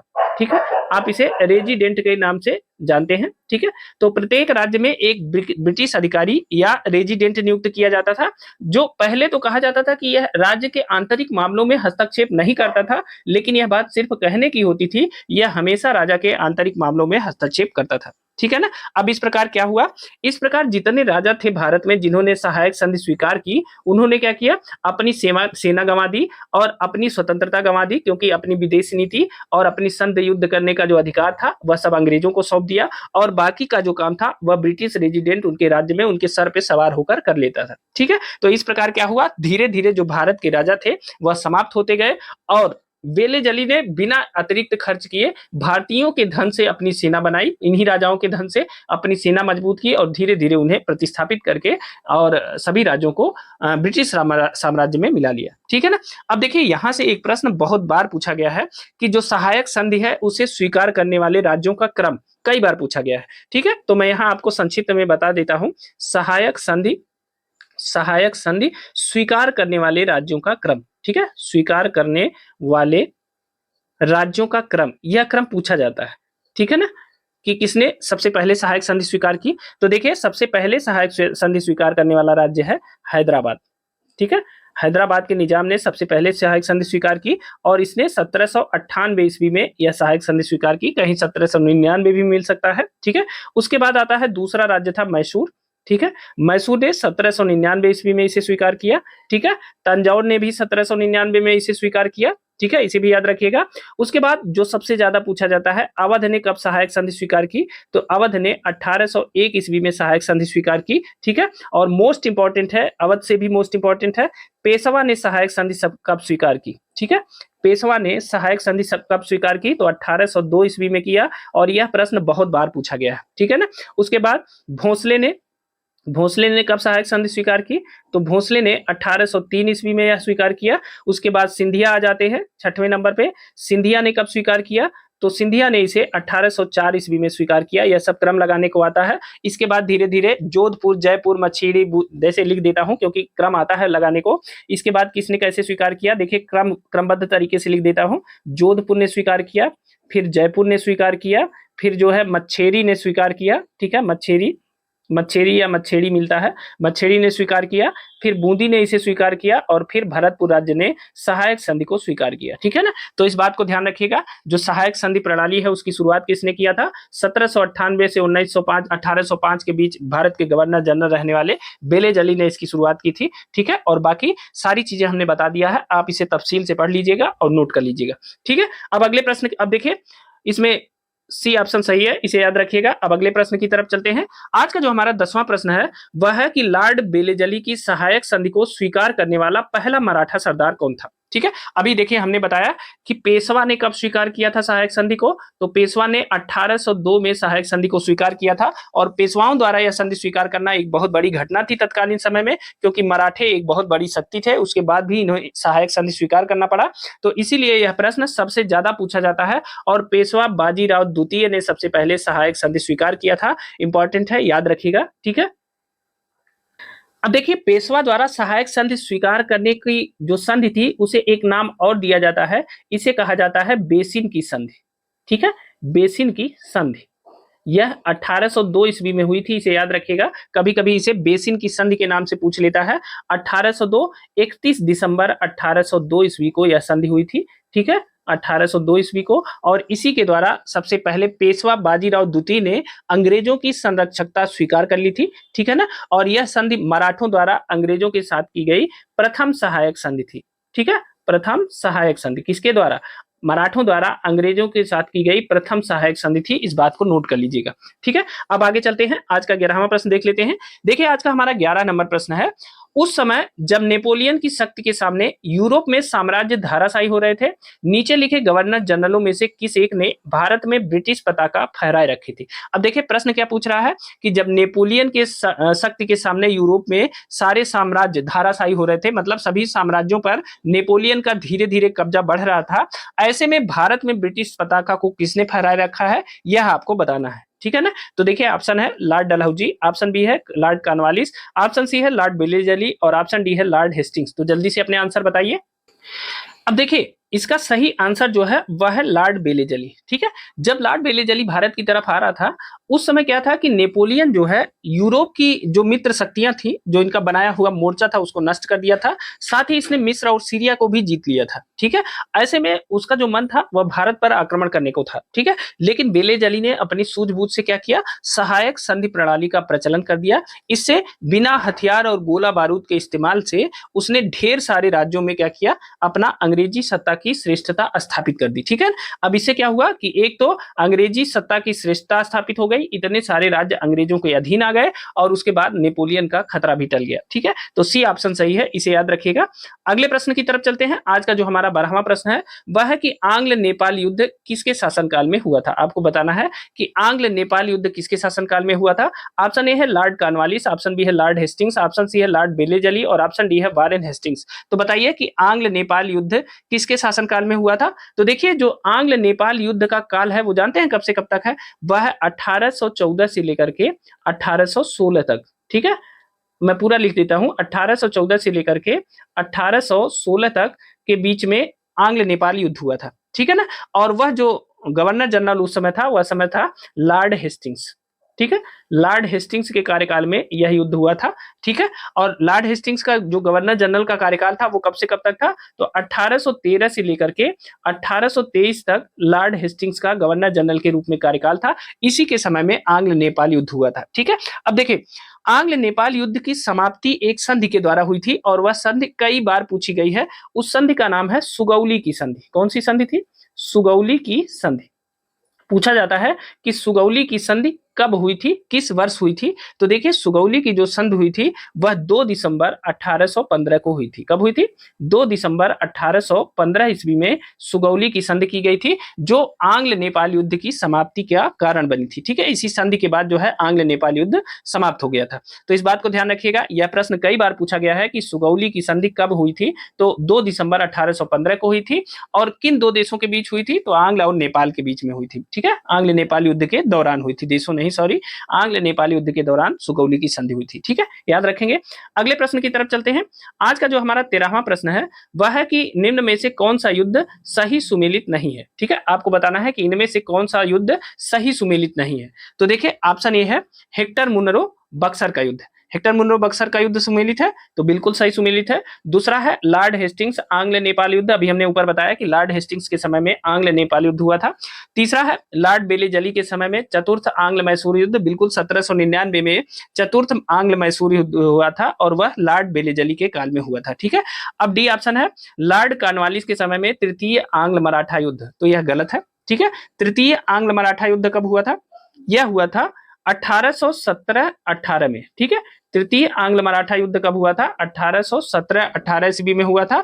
और उस समय हमने आपको बताया कि 1813 से लेकर के 1823 तक का जो गवर्नर जनरल का कार्यकाल था वह किसका था, वह कार्यकाल था लॉर्ड हेस्टिंग्स का। ठीक है, तो इसे याद रखिएगा कि तृतीय आंग्ल मराठा युद्ध लॉर्ड हेस्टिंग्स के समय में हुआ और यह प्रश्न कई हजार बार पूछा गया है। ठीक है, कभी कभी यह प्रश्न इस रूप में पूछ लिया जाता है कि किसके काल में पेशवाई को समाप्त किया गया, किसको, पेशवाई को समाप्त किया गया, या पेशवाई को समाप्त करने का जो श्रेय है वह किसे जाता है, तो पेशवाई को समाप्त करने का जो श्रेय है वह लॉर्ड हेस्टिंग्स को जाता है, क्योंकि इसी तृतीय आंग्ल मराठा युद्ध के बाद जो है पेशवाई को समाप्त कर दिया गया था। तो इस बात को याद रखिएगा, बहुत बार यह प्रश्न पूछा जाता है, ऐसे ही 4 विकल्प आते हैं लेकिन उसमें तृतीय आंग्ल मराठा युद्ध या लॉर्ड हेस्टिंग्स वाला जो विकल्प होता है वही सही होता है, इस बात को नोट करिएगा। ठीक है ना। अच्छा, अगर आपसे मैं यह पूछूं कि भारत में जो पिंडारियों का दमन हुआ, पिंडारियों का दमन, ठीक है, यह किस गवर्नर जनरल के कार्यकाल में हुआ, तो जो पिंडारियों का दमन हुआ ना वह लॉर्ड हेस्टिंग्स के कार्यकाल में हुआ, यह भी याद रखिएगा। ठीक है ना, पिंडारियों का दमन हुआ, साथ ही मराठा संघ का अंत भी इसी ने किया। किसने किया, मराठा संघ का अंत किसने किया, लॉर्ड हेस्टिंग्स ने किया। और इसीलिए भारत में ब्रिटिश प्रभुसत्ता की स्थापना माना जाता है कि लॉर्ड हेस्टिंग्स के समय में हुई। ठीक है, तो याद रखिएगा पिंडारियों का दमन और मराठा संघ का अंत भी लॉर्ड हेस्टिंग्स ने किया, इस बात को ध्यान रखिएगा। ठीक है, तृतीय मराठा युद्ध के बाद जो है उसने मराठों को पराजित करके मराठा संघ को भंग कर दिया था और बाजीराव को गद्दी से उतारकर 18 लाख रुपए की वार्षिक पेंशन देकर उन्हें कहां भेज दिया गया, बिठूर में। बिठूर कहां स्थित है, बिठूर स्थित है कानपुर के पास। ठीक है, तो बिठूर में उन्हें भेज दिया गया था। कितनी पेंशन दी गई थी, 18 लाख रुपए वार्षिक पेंशन दी गई थी। ठीक है, 18 लाख रुपए वार्षिक, तो इस बात को ध्यान रखिएगा। ठीक है, इंपॉर्टेंट है। अब आगे चलते हैं अगले प्रश्न की तरफ। देखिए आज का हमारा 14वां प्रश्न है, सर टॉमस मुनरो किन वर्षों में मद्रास के गवर्नर रहे। किसने, सर टॉमस मुनरो किन वर्षों में मद्रास के गवर्नर रहे। बहुत इंपॉर्टेंट प्रश्न है, यह कई बार पूछा गया है। ठीक है, अब देखिए सर टॉमस मुनरो 1820 से लेकर के 1827 ईस्वी तक यह जो है मद्रास के गवर्नर रहे। कहाँ के, मद्रास के गवर्नर रहे। ठीक है, इस बात को ध्यान रखिएगा। अब टॉमस मुनरो को याद क्यों किया जाता है सबसे ज्यादा, आप जानते हैं कि भारत में भू राजस्व वसूली के लिए जो रैयतवाड़ी व्यवस्था थी, कौन सी व्यवस्था, रैयतवाड़ी व्यवस्था, हम इसको राजस्व में पढ़ाएंगे, अभी आपको हल्की फुल्की जानकारी दे देते हैं। जो रैयतवाड़ी व्यवस्था थी उसके जनक जो थे वो कौन थे, वह थे टॉमस मुनरो। ठीक है, टॉमस मुनरो के साथ जो है कैप्टन रीड, ठीक है, कैप्टन रीड, इन दोनों ने रैयतवाड़ी व्यवस्था की शुरुआत की थी। ठीक है ना, और इसे सबसे पहले लागू कहां किया था, अगर आपसे कोई प्रश्न पूछे कि रैयतवाड़ी व्यवस्था को सर्वप्रथम कहां पर लागू किया गया था, तो इसे तमिलनाडु के बारामहल जिले में लागू किया गया था। किस जिले में, तमिलनाडु के बारामहल जिले में रैयतवाड़ी व्यवस्था को सबसे पहले लागू किया गया था, इस बात को याद रखिएगा। उसके बाद यह व्यवस्था यहाँ से फैलती है तो यह चली जाती है कहाँ तक, मद्रास जाती है। ठीक है, मद्रास के बाद यह इसका विस्तार होता है बंबई के कुछ हिस्सों में, और बंबई के बाद यह असम, असम तक जाती है, और असम के बाद कुर्ग में जाती है। कुर्ग का जो आधुनिक नाम है वह क्या है, कर्नाटक। ठीक है, तो कुर्ग तक यह व्यवस्था जाती है, रैयतवाड़ी व्यवस्था। ठीक है, तो हमने सिर्फ आपको इतना बताया कि जो टॉमस मुनरो का कार्यकाल था वह 1820 से 1827 तक था, मद्रास के गवर्नर के रूप में। ठीक है, अब अगला चलते हैं। आज का जो 15वां प्रश्न है वह है कि तथाकथित कुशासन के आधार पर किस गवर्नर जनरल ने मैसूर राज्य के प्रशासन को ले लिया था। आपको बताना है कि कुशासन के आधार पर किस गवर्नर जनरल ने मैसूर राज्य के प्रशासन को लिया था, आपको यह बताना है। तो देखिए इसका जो सही आंसर है वह है लॉर्ड विलियम बेंटिक। ठीक है, सी ऑप्शन सही है। लॉर्ड विलियम बेंटिक ने कुशासन के आधार पर मैसूर राज्य के प्रशासन को ले लिया था। ठीक है ना, अब देखिए इन्होंने क्या किया था, बेंटिक ने 1831 में मैसूर को ले लिया, ठीक है, कुशासन के आधार पर। और उसके बाद 1834 में इसने क्या किया, कुर्ग को ले लिया। कुर्ग को वर्तमान में कर्नाटक के नाम से जानते हैं, कुर्ग, और कछार के मैदानी भागों को इसने ले लिया। ठीक है ना, साथ ही जयंतिया की रियासतों को अपने प्रदेश में, जयंतिया की रियासतों को 1835 में इसने अपने ब्रिटिश प्रदेश में मिला लिया, इस बात को ध्यान रखिए। और एक चीज और है, इन सभी को मिलाने का तर्क उसने क्या किया, क्या दिया, इन सभी को मिलाने का तर्क उसने दिया कि इन सभी क्षेत्रों में प्रशासन की जगह यहाँ कुशासन था। ठीक है, कुशासन एवं अव्यवस्था विद्यमान थी। ठीक है, तो कुशासन और व्यवस्था को उसने सुधारने के लिए जो है यह प्रशासन जबरदस्ती यहाँ के राज्यों को पर अधिकार कर लिया। ठीक है, तो 1831 में मैसूर, 1834 में कुर्ग और 1835 में जयंतिया को लॉर्ड विलियम बेंटिक ने तथाकथित कुशासन के आधार पर इसने जो है इसके प्रशासन को अपना लिया, हथिया लिया। ठीक है ना, चलिए अब अगले प्रश्न की तरफ चलते हैं। आज का जो हमारा 16वां प्रश्न है वह है कि ठगों के दमन में निम्नलिखित में से कौन संबद्ध था। आपको बताना है इनमें से किसके समय में ठगों का दमन किया गया। ठीक है, या ठीक है, तो देखिए किसके समय में ठगों का दमन किया गया, या कौन ठगों के से संबद्ध था, ठगों के दमन से। ठीक है, तो वह थे कैप्टन स्लीमैन। बी ऑप्शन सही है, कैप्टन स्लीमैन ठगों के दमन से संबंधित थे। ठीक है, याद रखिएगा। अब अगर आपसे मैं यह प्रश्न पूछूं कि ठगों का दमन किस गवर्नर जनरल के कार्यकाल में हुआ, ठीक है, या ठगों के दमन के लिए कौन गवर्नर जनरल उत्तरदायी है, तो देखिए लॉर्ड विलियम बेंटिक। ठीक है, बेंटिक के समय में ठगों का उन्मूलन किया गया, और बेंटिक ने ही कर्नल स्लीमैन की नियुक्ति की थी, या कैप्टन स्लीमैन की नियुक्ति की थी। ठीक है, कैप्टन स्लीमैन की नियुक्ति किसने की थी, तो वह जो है बेंटिक ने की थी। ठीक है, स्लीमैन की नियुक्ति, और स्लीमैन ने क्या किया, बाद में ठगों का दमन किया। ठीक है, तो इस बात को याद रखिएगा। अगर आपसे यह पूछा जाए कि ठगों के दमन के समय भारत का गवर्नर जनरल कौन था, तो वह था लॉर्ड विलियम बेंटिक, इसे याद रखिएगा। और ठगों का वास्तव में जो दमन हुआ वह 1837 ईस्वी तक ठगों का पूर्ण रूप से दमन हो गया था। ठीक है, तो इस बात को भी ध्यान रखिएगा। अगले प्रश्न की तरफ चलते हैं। आज का जो हमारा 17वां प्रश्न है वह है निम्न में से कौन से सामाजिक सुधार विलियम बेंटिक ने प्रारंभ किए थे। आपको बताना है कि इनमें से कौन से सामाजिक सुधार लॉर्ड विलियम बेंटिक के द्वारा प्रारंभ किया गया था। ठीक है, अब देखिए सबसे पहला है कि सती प्रथा का उन्मूलन। सती प्रथा का उन्मूलन आप जानते हैं कि बेंटिक के समय में ही किया गया था। ठीक है, और 1829 के नियम 17 में जो है उसने सती प्रथा के उन्मूलन को, सती प्रथा को जो है अपराध घोषित कर दिया गया था। ठीक है, तो सती प्रथा का उन्मूलन किस समय में हुआ, लॉर्ड विलियम बेंटिक के समय में। दास प्रथा का उन्मूलन, देखिए चार्टर एक्ट 1833। ठीक है, 1833 का जो चार्टर था वह जो है लॉर्ड विलियम बेंटिक के समय में ही पेश किया गया था। ठीक है, आया था, पारित किया गया था, और 1833 के चार्टर में दास प्रथा के उन्मूलन का प्रावधान किया गया था। ठीक है, तो यह भी लॉर्ड विलियम बेंटिक के काल में हुआ था।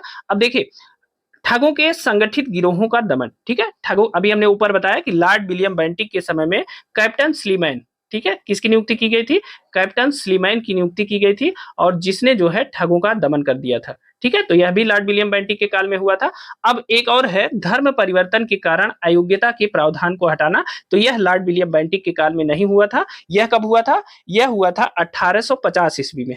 ठीक है, 1850 ईस्वी में धर्म परिवर्तन के कारण अयोग्यता के प्रमाण को, अयोग्यता के प्रावधान को हटा दिया गया था। ठीक है ना, तो यह जो है लॉर्ड विलियम बेंटिक के काल की घटना नहीं है। तो 1, 2 और 4 सही है, तीसरा गलत है। ठीक है, तो कौन सा ऑप्शन सही है, सी ऑप्शन सही है। आप इसे याद रखिएगा, मोस्ट इंपॉर्टेंट है, और यह प्रश्न रिपीट हो सकता है। ठीक है, यह प्रश्न रिपीट हो सकता है, आप सभी इसे नोट कर लेंगे। ठीक है ना। अगले प्रश्न की तरफ चलते हैं। आज का जो हमारा 18वां प्रश्न है वह है कि हिल असेंबली प्लान किसके द्वारा आदिवासी उन्नति के लिए किया गया था। आपको बताना है हिल असेंबली प्लान। देखिए, आपसे एक प्रश्न ऐसे भी पूछा जा सकता है कि हिल असेंबली प्लान का संबंध किससे है, तो इसका संबंध है आदिवासियों की उन्नति से। ठीक है ना, एक प्रश्न यहां से बन सकता है कि हिल असेंबली प्लान का संबंध किससे है, तो आदिवासियों की उन्नति से है। इस बात को ध्यान रखिएगा। अब आपको बताना है कि यह जो असेंबली प्लान था, हिल असेंबली प्लान, जिसके द्वारा आदिवासियों की उन्नति के लिए कार्य किया गया, यह किसके समय में किसके द्वारा लाया गया था। ठीक है, तो यह किसके द्वारा लाया गया था, क्लीवलैंड के द्वारा लाया गया था। बी ऑप्शन सही है, इसे याद रखेंगे। ठीक है ना। अब देखिए, जो संथाल परगना था, ठीक है, संथाल परगना, ध्यान से सुनिएगा, संथाल परगना का जो राजमहल क्षेत्र था, ठीक है, राजमहल क्षेत्र, ठीक है, यहाँ के जो पहले कलेक्टर थे उनका नाम था ऑगस्टस क्लीवलैंड। ठीक है, ऑगस्टस क्लीवलैंड संथाल परगना के राजमहल क्षेत्र के पहले कलेक्टर थे। ठीक है ना। इनके द्वारा जो आदिवासियों की उन्नति के लिए हिल असेंबली प्लान लाया गया था। ठीक है, तो इस बात को ध्यान रखिएगा। ठीक है, इसके अंतर्गत क्या होता था कि जो आदिवासी मुखिया होते थे, आदिवासी मुखिया, ठीक है, तो इन आदिवासी जो मुखिया थे इनको सीमित मात्रा में कुछ न्यायिक शक्तियां भी प्रदान की गई थी। ठीक है, न्यायिक शक्तियां भी प्रदान की गई थी, इस बात को भी ध्यान रखिएगा। ठीक है ना। और 1796 में रेगुलेशन 1 के द्वारा इस व्यवस्था को विनियमित करने का प्रयास भी किया गया था, इस बात को भी ध्यान रखिएगा।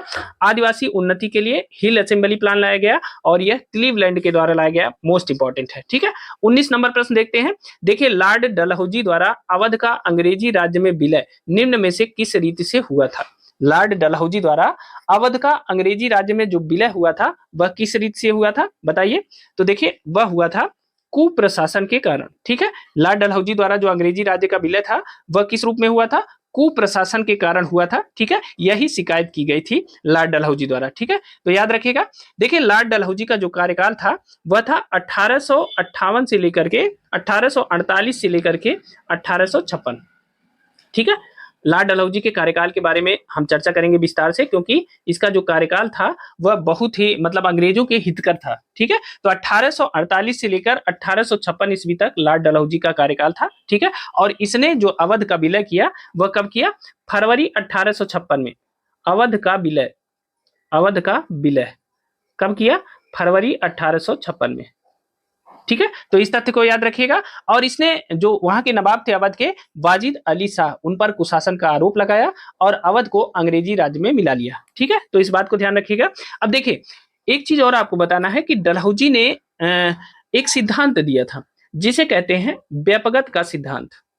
व्यापगत का सिद्धांत, आइए इस सिद्धांत के बारे में थोड़ा सा जान लेते हैं, क्योंकि यहां से बहुत सारे प्रश्न बनते हैं। ठीक है ना।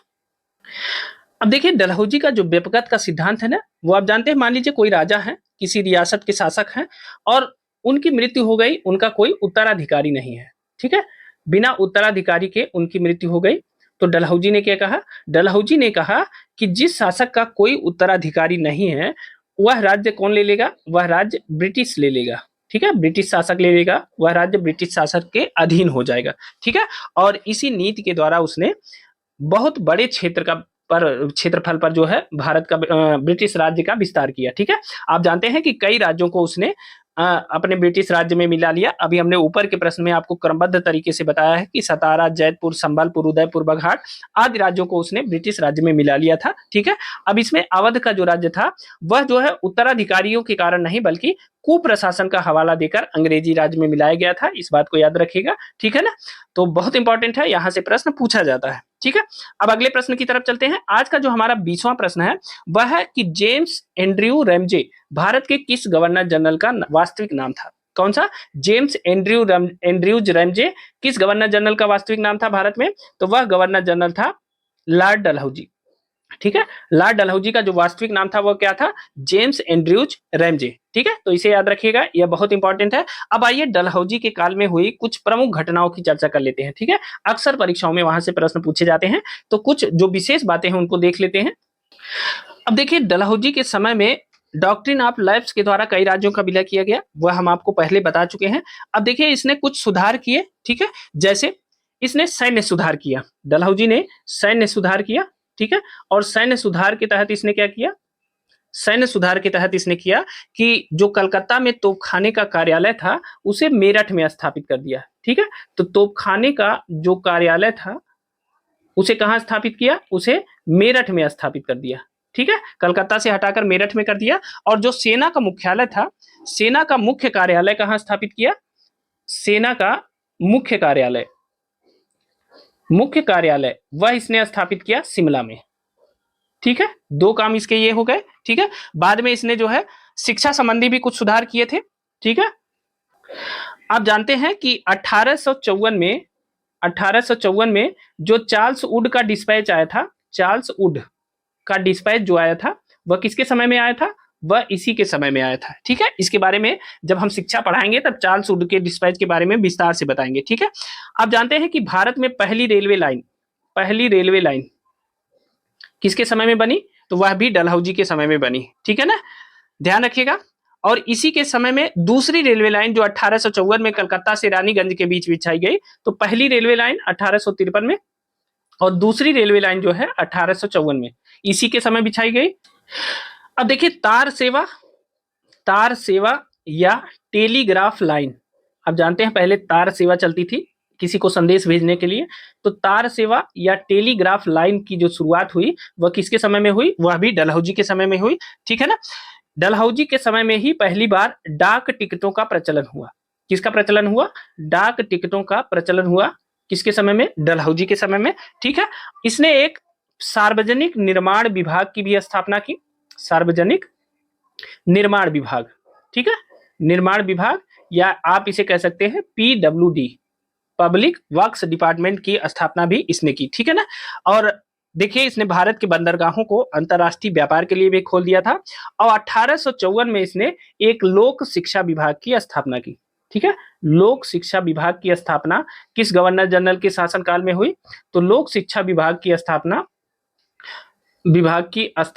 1854 में डलहौजी के द्वारा की गई। ठीक है, याद रखिएगा, यह भी बहुत इंपॉर्टेंट है। ठीक है, तो ये जो महत्वपूर्ण पॉइंट है यह सभी डलहौजी के काल से रिलेटेड है। ठीक है, तो याद रखिएगा यहाँ सबसे हर बिंदु से प्रश्न पूछे जाते हैं। ठीक है ना, तो मोस्ट इंपॉर्टेंट है। अब अगले प्रश्न की तरफ चलते हैं। आज का जो हमारा 21वां प्रश्न है वह है कि अंग्रेजों द्वारा सिंध विजय संपन्न हुआ था। अंग्रेजों द्वारा सिंध विजय कब संपन्न हुआ था, किसके काल में संपन्न हुआ था, यह आपको बताना है। ठीक है, तो देखिए अंग्रेजों द्वारा जो सिंध विजय था वह लॉर्ड एलनबरो के समय में संपन्न हुआ था, याद रखिएगा। ठीक है, ये ऑप्शन सही है। अब देखिए लॉर्ड एलनबरो का जो कार्यकाल था वह कब से कब तक था, तो 1842 से लेकर के 1844 ईस्वी तक लॉर्ड एलनबरो का कार्यकाल था। और इसी के समय में 1843 ईस्वी में, ठीक है, 1843 ईस्वी में चार्ल्स नेपियर, नाम याद रखिएगा, पूछा जाता है, चार्ल्स नेपियर ने जो है सिंध को पूर्ण रूप से ब्रिटिश साम्राज्य में मिला लिया था। ठीक है, चार्ल्स नेपियर ने सिंध को पूर्ण रूप से ब्रिटिश साम्राज्य में मिला लिया था। ठीक है, पूर्ण रूप से ब्रिटिश साम्राज्य में मिला लिया था, इस बात को ध्यान रखिएगा। ठीक है, लॉर्ड एलनबरो के समय में सिंध विजय हुई थी और चार्ल्स नेपियर ने इसे संपन्न किया था। ठीक है, अगला देख लेते हैं। आज का जो 22वां प्रश्न है वह है कि सिक्किम का भारत में विलय किसने किया, सिक्किम का भारत में विलय किसने किया, आपको यह बताना है। तो देखिए सिक्किम का जो भारत में विलय होता है वह होता है लॉर्ड डलहौजी ने किया। ठीक है, सी ऑप्शन सही है, याद रखिएगा। एक चीज और ध्यान रखिएगा, जो सिक्किम का भारत में विलय है, सिक्किम कभी भी पूर्ण रूप से भारत में विलयित नहीं किया गया। ठीक है, पूर्ण रूप से भारत में विलय नहीं हुआ।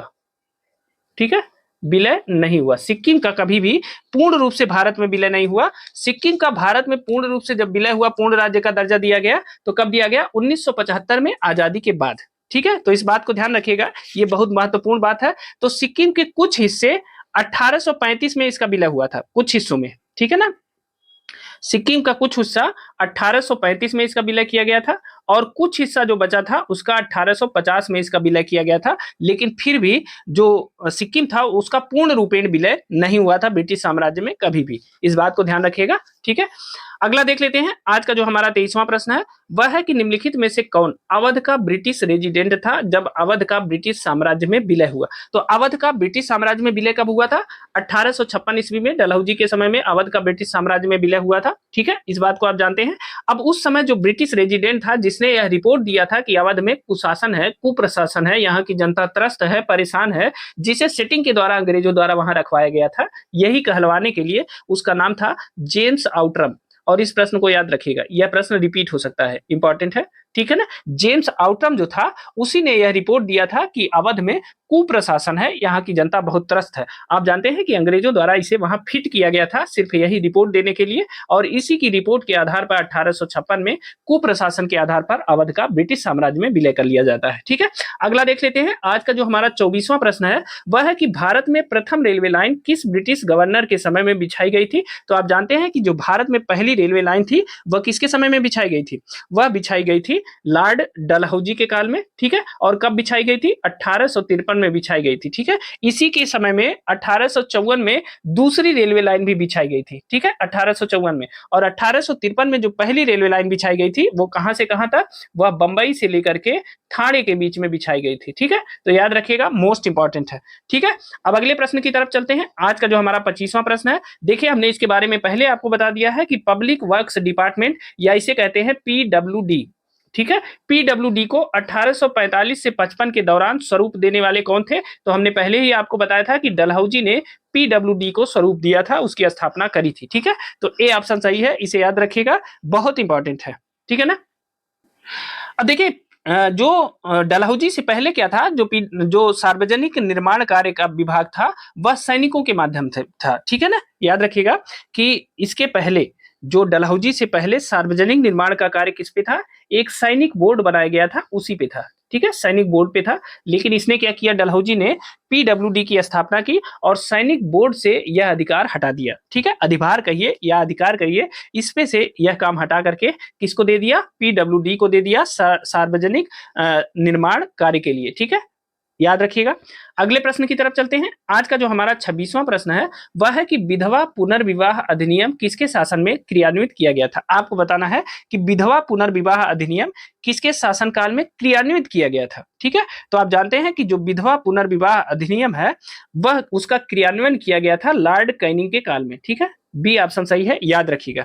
आप जानते हैं कि ईश्वर चंद्र विद्यासागर जो है विधवा पुनर्विवाह से बहुत गहरे से जुड़े हुए हैं, और जो कैनिंग का कार्यकाल है वह 1856 से लेकर के 1862, ठीक है ना, 1856 से 1862 तक कैनिंग का कार्यकाल है, ठीक है। और 26 जुलाई 1856 को हिंदू विधवा पुनर्विवाह अधिनियम 1856 अधिनियमित हुआ था। तो अगर आपसे कोई पूछे कि हिंदू विधवा पुनर्विवाह अधिनियम यह कब अधिनियमित हुआ था, यह प्रश्न अगर आपसे पूछे, ठीक है, यह अधिनियम कब अधिनियमित हुआ था, तो यह अधिनियमित हुआ था 26 जुलाई 1856 को, ठीक है, कब, 26 जुलाई 1856 को यह अधिनियमित हुआ था।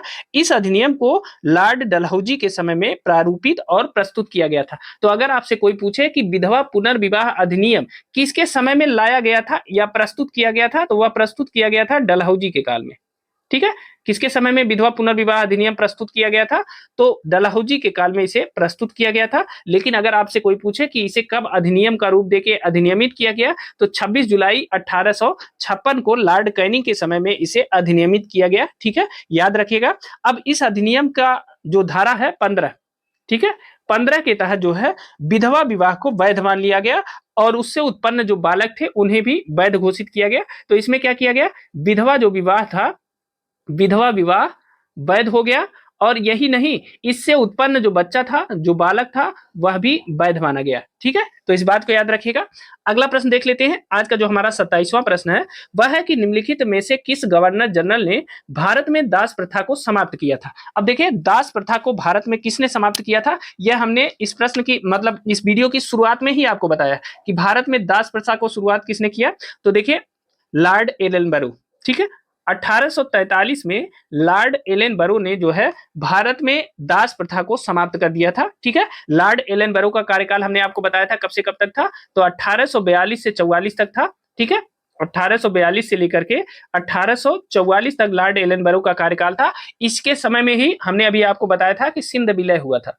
क्या हुआ था, इसी के समय में सिंध विलय हुआ था, और इसी के समय में दास प्रथा की समाप्ति हुई थी, ठीक है, दास प्रथा की समाप्ति, ठीक है, किसके समय में हुई थी, एलन बरो के समय में दास प्रथा की समाप्ति हुई थी और इसके लिए एक नियम लाया गया था जिसे एक्ट 5 कहते हैं। एक्ट 5 के द्वारा दास प्रथा की समाप्ति होती है, दास प्रथा का उन्मूलन कर दिया गया। ठीक है, सिर्फ समाप्ति नहीं, उन्मूलन शब्द अच्छा है क्योंकि पूर्ण रूप से समाप्त कर दिया गया। ठीक है, लेकिन अगर आपसे यह प्रश्न पूछ लिया जाए कि सबसे पहले किस गवर्नर जनरल ने दासों के व्यापार पर रोक लगाई, किसने दासों के व्यापार पर रोक लगाई, तो दासों के व्यापार पर रोक लगाई थी कॉर्नवालिस ने। और कब लगाई थी? 1789 ईस्वी में। इस बात को ध्यान रखिएगा, यह भी मोस्ट इंपॉर्टेंट है।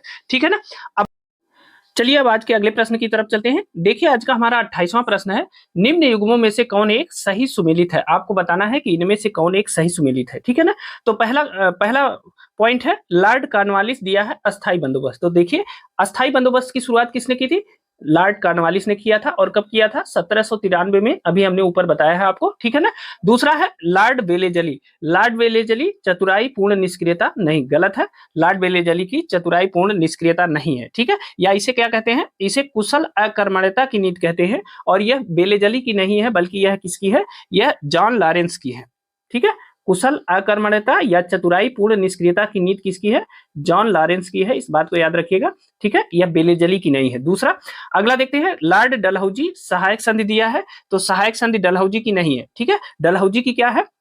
व्यपगत सिद्धांत या हड़प नीति है डलहौजी की। ठीक है, व्यपगत सिद्धांत है। इसे नोट कर देते हूं यहाँ। डलहौजी का कौन सा सिद्धांत है? व्यपगत सिद्धांत है। ठीक है, जबकि जो सहायक संधि है यह किसकी है? यह बेलेजली की है। ठीक है, तो यह भी गलत है। और चौथा है लॉर्ड कैनिंग भारतीय राष्ट्रीय कांग्रेस की स्थापना। तो यह भी गलत है। आप जानते हैं कि भारतीय राष्ट्रीय कांग्रेस की स्थापना किसके समय में हुई थी? डफरिन के समय में हुई थी। और इसकी स्थापना ए.ओ. ह्यूम ने की थी। ठीक है, डफरिन के समय में भारतीय राष्ट्रीय कांग्रेस की स्थापना किसने किया था? ए.ओ. ह्यूम ने किया था। ठीक है, और डफरिन का जो कार्यकाल है वो कब से कब तक है? 1884 से लेकर के 1888 तक। ठीक है, 1884 से 1888 तक है। और जो कांग्रेस की स्थापना हुई थी वो कब हुई थी? तो कांग्रेस की स्थापना हुई थी 1885 में। ठीक है, तो इस बात को भी ध्यान रखिएगा। तो इसमें सारे ऑप्शन गलत हैं, केवल एक ऑप्शन सही है, लॉर्ड कॉर्नवालिस अस्थाई बंदोबस्त। ठीक है, अब अगले प्रश्न की तरफ चलते हैं। आज का जो हमारा 29वां प्रश्न है, देखिए पेशवाई को कब समाप्त किया गया था। ठीक है, पेशवाई को कब समाप्त किया गया था? तो हमने आपको अभी बताया था कि पेशवाई को तृतीय आंग्ल मराठा युद्ध के बाद 1818 ईस्वी में समाप्त कर दिया गया।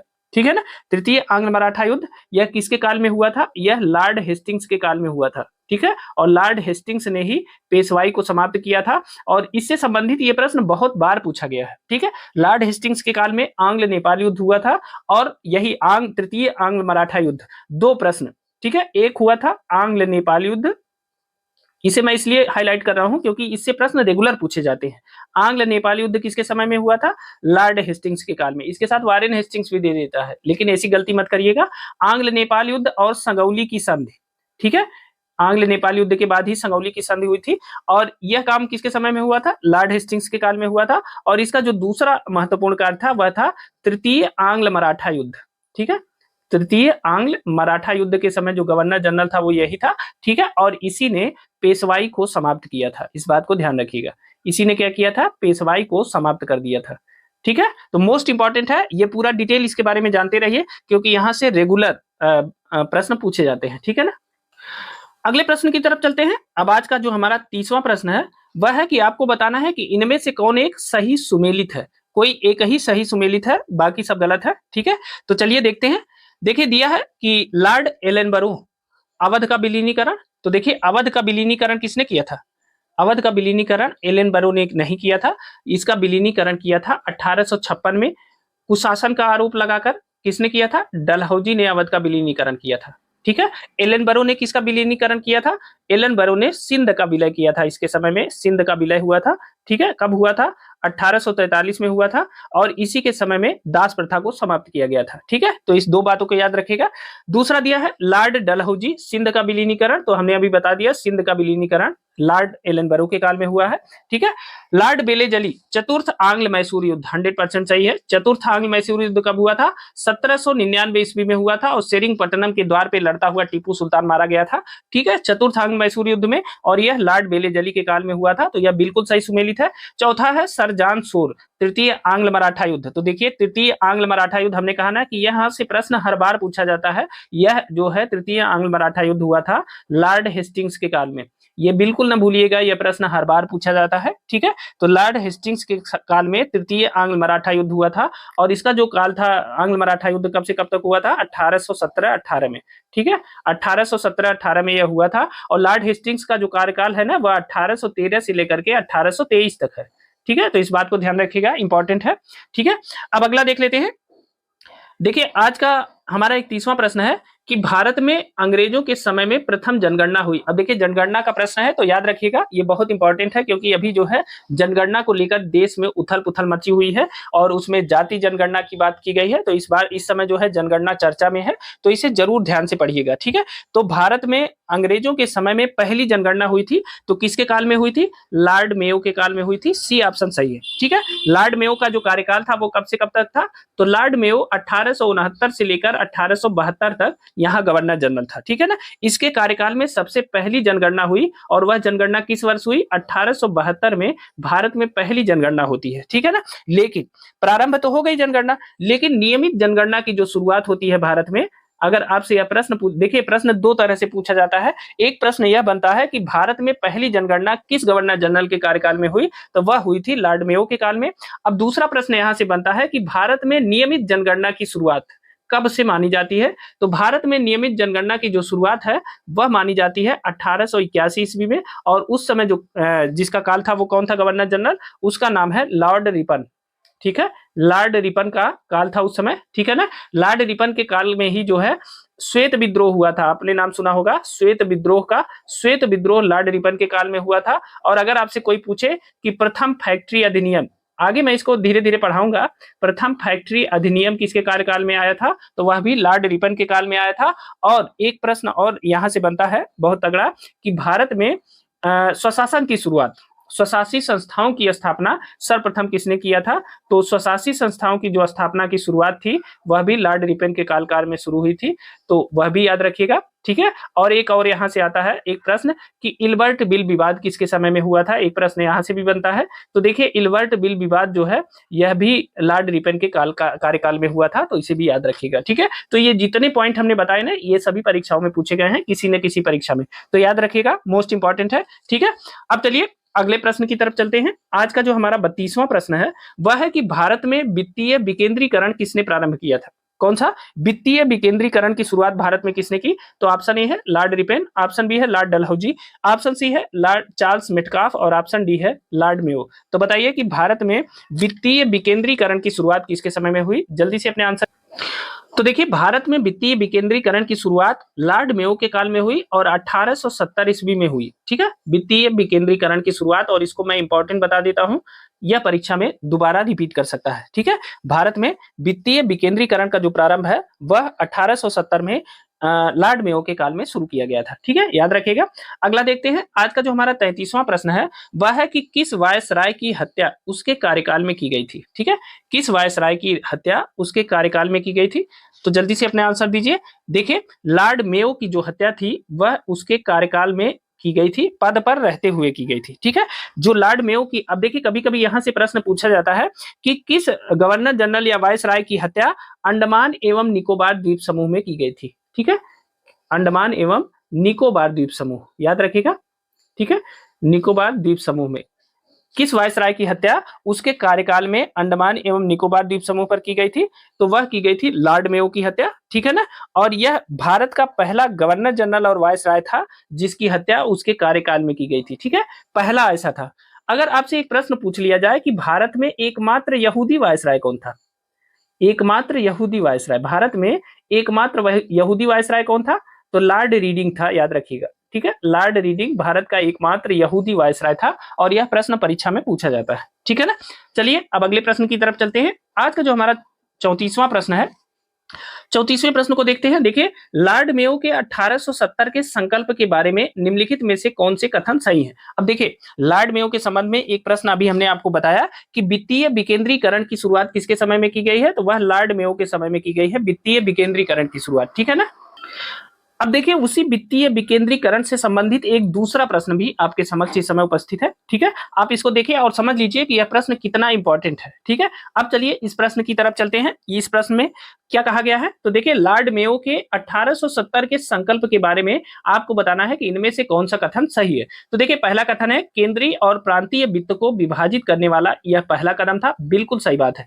दूसरा है प्रांतीय सरकारों को कुछ सेवाएं प्रशासित करने का अधिकार दिया गया, यह भी बिल्कुल सही है।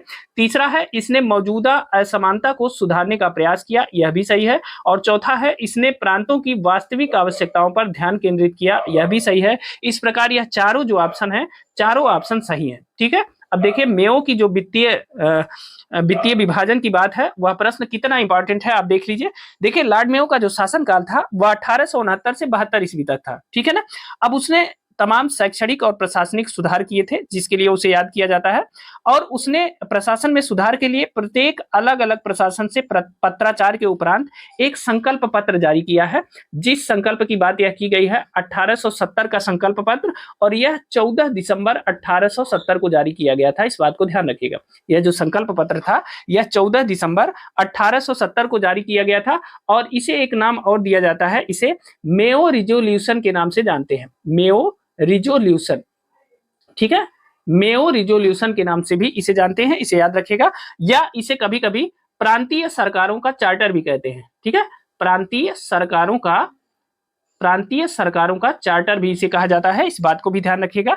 इसमें क्या किया गया, पहली बार केंद्रीय और प्रांतीय वित्त को विभाजित करने का प्रयास किया गया। ठीक है, कदम उठाया गया। साथ ही प्रांतीय सरकारों को कुछ स्वायत्तता दी गई। ठीक है ना, दूसरा पॉइंट, प्रांतीय सरकारों को कुछ स्वायत्तता दी गई, जैसे उन्हें जेल की व्यवस्था के लिए, शिक्षा की व्यवस्था के लिए, चिकित्सा की सेवा के लिए, ठीक है, शिक्षा, जेल और चिकित्सा आदि सेवाओं के लिए केंद्रीय राजस्व से इन्हें कुछ राशि दे दिया जाता था। ठीक है, राज्यों को इसकी व्यवस्था के लिए। ठीक है ना। अब देखिए इसके साथ ही जो मौजूदा असमानताएं थी उसे भी सुधारने का प्रयास किया गया। जो प्रांतों की वास्तविक स्थिति थी, जो प्रांतों की जो वास्तविक आवश्यकता थी, उस पर भी ध्यान केंद्रित किया गया इसमें। ठीक है, तो इस बात को ध्यान रखिएगा। जो मेयो रिजोल्यूशन आया था वह बहुत इंपॉर्टेंट था, और यहां से प्रश्न दो प्रश्न आपको लगातार मिले। ठीक है, पहला प्रश्न मिला कि सबसे पहले जो है किस गवर्नर जनरल या वायसराय के काल में वित्तीय विकेंद्रीकरण प्रारंभ किया गया, तो वह लॉर्ड मेयो के काल में। कब प्रारंभ किया गया, 1870 में प्रारंभ किया गया था। और उसमें क्या क्या प्रावधान थे इसके बारे में हमने आपको बताया। मोस्ट इंपॉर्टेंट क्वेश्चन है, आपकी परीक्षा में यह प्रश्न रिपीट हो रहा है। ठीक है ना। अब अगले प्रश्न की तरफ चलते हैं। देखिए इसमें डी ऑप्शन सही है, चारों बिंदु सही हैं। ठीक है, 35वां प्रश्न देख लेते हैं। देखिए 35वां प्रश्न है, लॉर्ड लिटन निम्नलिखित में से किससे संबंधित नहीं है। आपको बताना है कि लॉर्ड लिटन का संबंध किससे नहीं है। तो ऑप्शन ए है स्ट्रेची कमीशन, ऑप्शन बी है शस्त्र अधिनियम, ऑप्शन सी है vernacular press act, option D है इल्बर्ट बिल। तो बताइए कि लॉर्ड लिटन का संबंध किससे नहीं है। तो आप जानते हैं कि लॉर्ड लिटन का जो संबंध है वह इल्बर्ट बिल से नहीं है। अभी हमने ऊपर बताया इल्बर्ट बिल का संबंध किससे है, रिपन से है।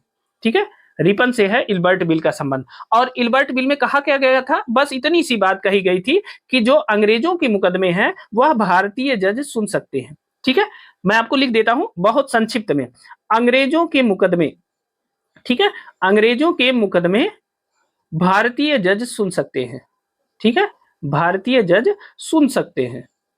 बस इतनी सी बात रिपन ने क्या कह दी कि उसे अंत तक जो है, अंत में अपनी नौकरी से हाथ धोना पड़ा। देखिए अंग्रेजों के मुकदमे भारतीय जज सुन सकते हैं, यही इल्बर्ट बिल का मुख्य प्रावधान था। और इसी को लेकर सारे अंग्रेज डिस्टर्ब हो गए, आंदोलन कर दिए कि भारत के लोगों जैसी बेवकूफ लोग जो है ये अब हमारा मुकदमा कैसे सुनेंगे, हम तो शासक हैं और हमारा मुकदमा कभी जो है, हम जिसपे शासन कर रहे हैं, मतलब जो शासित है, वो हमारा मुकदमा कैसे सुनेगा। ठीक है, तो यह है इल्बर्ट बिल। और इल्बर्ट बिल किसके समय में आया था, इल्बर्ट बिल आया था रिपन के समय में। ठीक है, लॉर्ड लिटन के समय में इल्बर्ट बिल नहीं आया था, इसलिए इस बात को याद रखिएगा, इंपॉर्टेंट है। ठीक है, अब चलिए लॉर्ड लिटन के बारे में कुछ बातें बहुत ध्यान से आप देखिएगा, यहां से कई प्रश्न पूछे जाते हैं। एक प्रश्न यहां से पूछा जाता है कि प्रथम दिल्ली दरबार का आयोजन किसके समय में किया गया, प्रथम दिल्ली दरबार। ठीक है, तो इसका आयोजन किया गया था लॉर्ड लिटन के काल में। ठीक है, तो याद रखिएगा। और यह दरबार कब लगा था, 1 जनवरी 1877 को लगा था। अच्छा हाँ, लॉर्ड लिटन का जो कार्यकाल है वो कब से कब तक है, 1876 से लेकर के 1880 तक लॉर्ड लिटन का कार्यकाल है। ठीक है, 1876 से 80 तक। ठीक है, तो पहला दिल्ली दरबार जब लगता है 1 जनवरी 1877 को लगा, और यह लॉर्ड लिटन का जो कार्यकाल है उसी के दौरान लगा। ठीक है, एक चीज और ध्यान रखिएगा, जो सर्वाधिक सबसे बड़ा आकार लगा 1876 से 78, 1876 से 78 के बीच अकाल आया। ठीक है, भारत में। और इस अकाल का जो भारत में सर्वाधिक प्रभावित प्रदेश था वो मद्रास, बंबई, मैसूर, हैदराबाद, मध्य भारत, पंजाब, सभी क्षेत्रों को इसने प्रभावित किया था। ठीक है, अब इसमें लॉर्ड लिटन ने क्या किया था, 1878 में इसने प्रथम अकाल आयोग नियुक्त किया था। मोस्ट इंपॉर्टेंट है। ठीक है, यह प्रश्न पूछा जाता है कि प्रथम अकाल आयोग की जो नियुक्ति हुई थी वह किस गवर्नर जनरल या वायसराय के काल में हुई थी। तो प्रथम अकाल आयोग की नियुक्ति हुई थी लॉर्ड लिटन के काल में। ठीक है ना। और एक चीज और है, इस अकाल आयोग ने एक सुझाव भी दिया था अकाल कोष का, फेमिन फंड का निर्माण करने के लिए। ठीक है, अकाल कोष का निर्माण करने का सुझाव इसने दिया था, इस प्रथम अकाल आयोग ने। ठीक है, तो प्रथम अकाल आयोग किसके समय में आया, लॉर्ड लिटन के समय में आया। ठीक है, अब देखिए, आप जानते हैं कि वर्नाकुलर प्रेस एक्ट किसके समय में आया, वर्नाकुलर प्रेस एक्ट आया इसी के समय में, लॉर्ड लिटन के समय में। देखिए, जो प्रथम अकाल आयोग आया था ना, इसके बारे में एक चीज और बता दूं, प्रथम अकाल आयोग के जो अध्यक्ष थे वह कौन थे, वह थे रिचर्ड स्ट्रेची। ठीक है, रिचर्ड स्ट्रेची इसके अध्यक्ष थे। और कभी कभी यह प्रश्न पूछ लिया जाता है कि स्ट्रेची आयोग का गठन किसके समय में हुआ था, तो वह हुआ था लॉर्ड लिटन के समय में। स्ट्रेची आयोग किससे संबंधित है, अकाल से संबंधित है। इससे भी याद रखिएगा, क्योंकि यह प्रश्न इस रूप में भी पूछ लेता है। ठीक है, स्ट्रेची आयोग का संबंध, ठीक है ना, याद रखिएगा। अब देखिए, यहां एक चीज मैं और आपको क्लियर कर देता हूं, पहला अकाल आयोग कब बना, अभी हमने बताया पहला अकाल आयोग यह बना लिटन के काल में। ठीक है, लिटन के काल में। लेकिन अगर आपसे प्रश्न पूछे कि भारत में पहली अकाल संहिता का निर्माण कब किया गया, अकाल संहिता, ठीक है, तो अकाल आयोग लिटन के काल में बना, अकाल संहिता बनी 1883 में, यह काल था रिपन का। ठीक है ना, तो अकाल आयोग लिटन के समय में, अकाल संहिता रिपन के समय में। अब एक और अकाल आयोग का गठन किया गया था, मैकडोनल्ड। ठीक है, स्ट्रेची हो गया, अकाल संहिता हो गई, और एक हो गया मैकडोनल्ड अकाल आयोग। ठीक है, मैकडोनल्ड अकाल आयोग। ठीक है, या मैकडोनल्ड आयोग किससे संबंधित है, तो यह भी अकाल से संबंधित है। और मैकडोनल्ड अकाल आयोग का कब गठित किया गया था, यह गठित किया गया था ये जो है लॉर्ड कर्जन के समय में यह गठित किया गया था। कब, लॉर्ड कर्जन के समय में, इसे ध्यान रखिएगा। मैकडोनल्ड की अध्यक्षता में एक अकाल आयोग का गठन किया गया था। ठीक है, और इस मैकडोनल्ड आयोग ने क्या किया था, अकाल आयुक्त के गठन की सिफारिश भी की थी। किसकी, अकाल आयुक्त के गठन की सिफारिश। ठीक है, अकाल आयुक्त के गठन की सिफारिश। ठीक है, तो याद रखिएगा। ठीक है ना। अब देखिए, 1899 से 1900 के बीच में अकाल पड़ा था कर्जन के समय में, और उसी समय मैकडोनल्ड की अध्यक्षता में अकाल आयोग का गठन किया गया था, और इसने अकाल आयुक्त के गठन की सिफारिश की थी। ठीक है, तो अकाल के संबंध में यह तीनों में से एक एक प्रश्न पूछे जाते हैं, हमने आपको एक जगह इकट्ठा करके इसे बता दिया। ठीक है ना। अब चलिए अगला देखते हैं, लिटन के और जो महत्वपूर्ण कार्य है उनको देखते हैं। देखिए, वर्नाकुलर प्रेस एक्ट इसी के समय में आया था, और जो शस्त्र अधिनियम था, भारतीय शस्त्र अधिनियम, यह 1878 में आया था, और यह भी इसी के समय में आया था। ठीक है, लिटन के समय में। वर्नाकुलर प्रेस एक्ट कब आया था, यह भी 1878 में आया था, यह भी लिटन का काल था, इसे भी याद रखिएगा। ठीक है, तो केवल इल्बर्ट बिल जो है इसके समय में नहीं आया था, इसे याद रखेंगे। ठीक है, अगले प्रश्न की तरफ चलते हैं। आज का जो हमारा 36वां प्रश्न है वह है कि कौन भारत का वायसराय सबसे दीर्घकाल तक रहा। आपको बताना है कि इनमें से भारत का कौन वायसराय था जो सबसे दीर्घ काल तक रहा। तो देखिए, दिया है लॉर्ड कर्जन। लॉर्ड कर्जन का कार्यकाल कब से कब तक था, तो यह 1899 से लेकर के 1905 तक इसका कार्यकाल था, कुल 7 वर्ष। ठीक है, ध्यान रखिएगा। दूसरा, लॉर्ड डफरिन का जो कार्यकाल था वह 1884 से लेकर के 1888 तक था। ठीक है, तो यह कितने वर्ष हुआ, यह मात्र 4 वर्ष हुआ इसका कार्यकाल। फिर लॉर्ड हार्डिंग का जो कार्यकाल था वह 1910 से लेकर के 1916 तक रहा। ठीक है, और यह 6 वर्ष होता है। ठीक है, 6 वर्ष। और लॉर्ड मेयो का जो कार्यकाल था वह कब से कब तक था, तो 1869 से लेकर के 1872 तक लॉर्ड मेयो का कार्यकाल था, यानी कुल कितने वर्ष था, 3 वर्ष। तो इसमें सबसे ज्यादा दीर्घ काल तक किसका शासन रहा है, तो लॉर्ड कर्जन का रहा है। ठीक है, सबसे विवादित व्यक्ति और सबसे ज्यादा अंग्रेजों के हित का काम किसने किया, लॉर्ड कर्जन ने किया था। ठीक है, तो इस बात को ध्यान रखिएगा। अब चलिए लॉर्ड कर्जन के बारे में कुछ महत्वपूर्ण बातें जान लेते हैं, क्योंकि यहां से कई बातें ऐसी हैं जो परीक्षा में पूछी जाती हैं। ठीक है, तो लॉर्ड कर्जन के समय में जानते हैं 1899 से लेकर 1905 तक इसका कार्यकाल था। ठीक है, एक चीज ध्यान रखिएगा कि जो लॉर्ड कर्जन था यह भारत का सबसे अलोकप्रिय वायसराय था। ठीक है, और इसी ने कहा था कि हम जो है कांग्रेस को मरते हुए देखना चाहते हैं। ठीक है ना, तो लॉर्ड कर्जन का ही ये स्टेटमेंट था। अब देखिए, हमने आपको अभी ऊपर बताया कि मैकडोनल आयोग या मैकडोनल अकाल आयोग की जो गठित किया गया वो किसके समय में किया गया था, वह लॉर्ड कर्जन के समय में किया गया था अकाल आयोग। यहां लिख देता हूं, ठीक है, अकाल आयोग या इसे कहते हैं मैकडोनल अकाल आयोग। ठीक है, इसका गठन किसके समय में किया गया था, यह 1900 से लेकर के 1901 के बीच में किया गया था, यह कर्जन के समय में किया गया था। ठीक है, दूसरा जो महत्वपूर्ण है, इसके समय में सिंचाई आयोग का गठन किया गया था।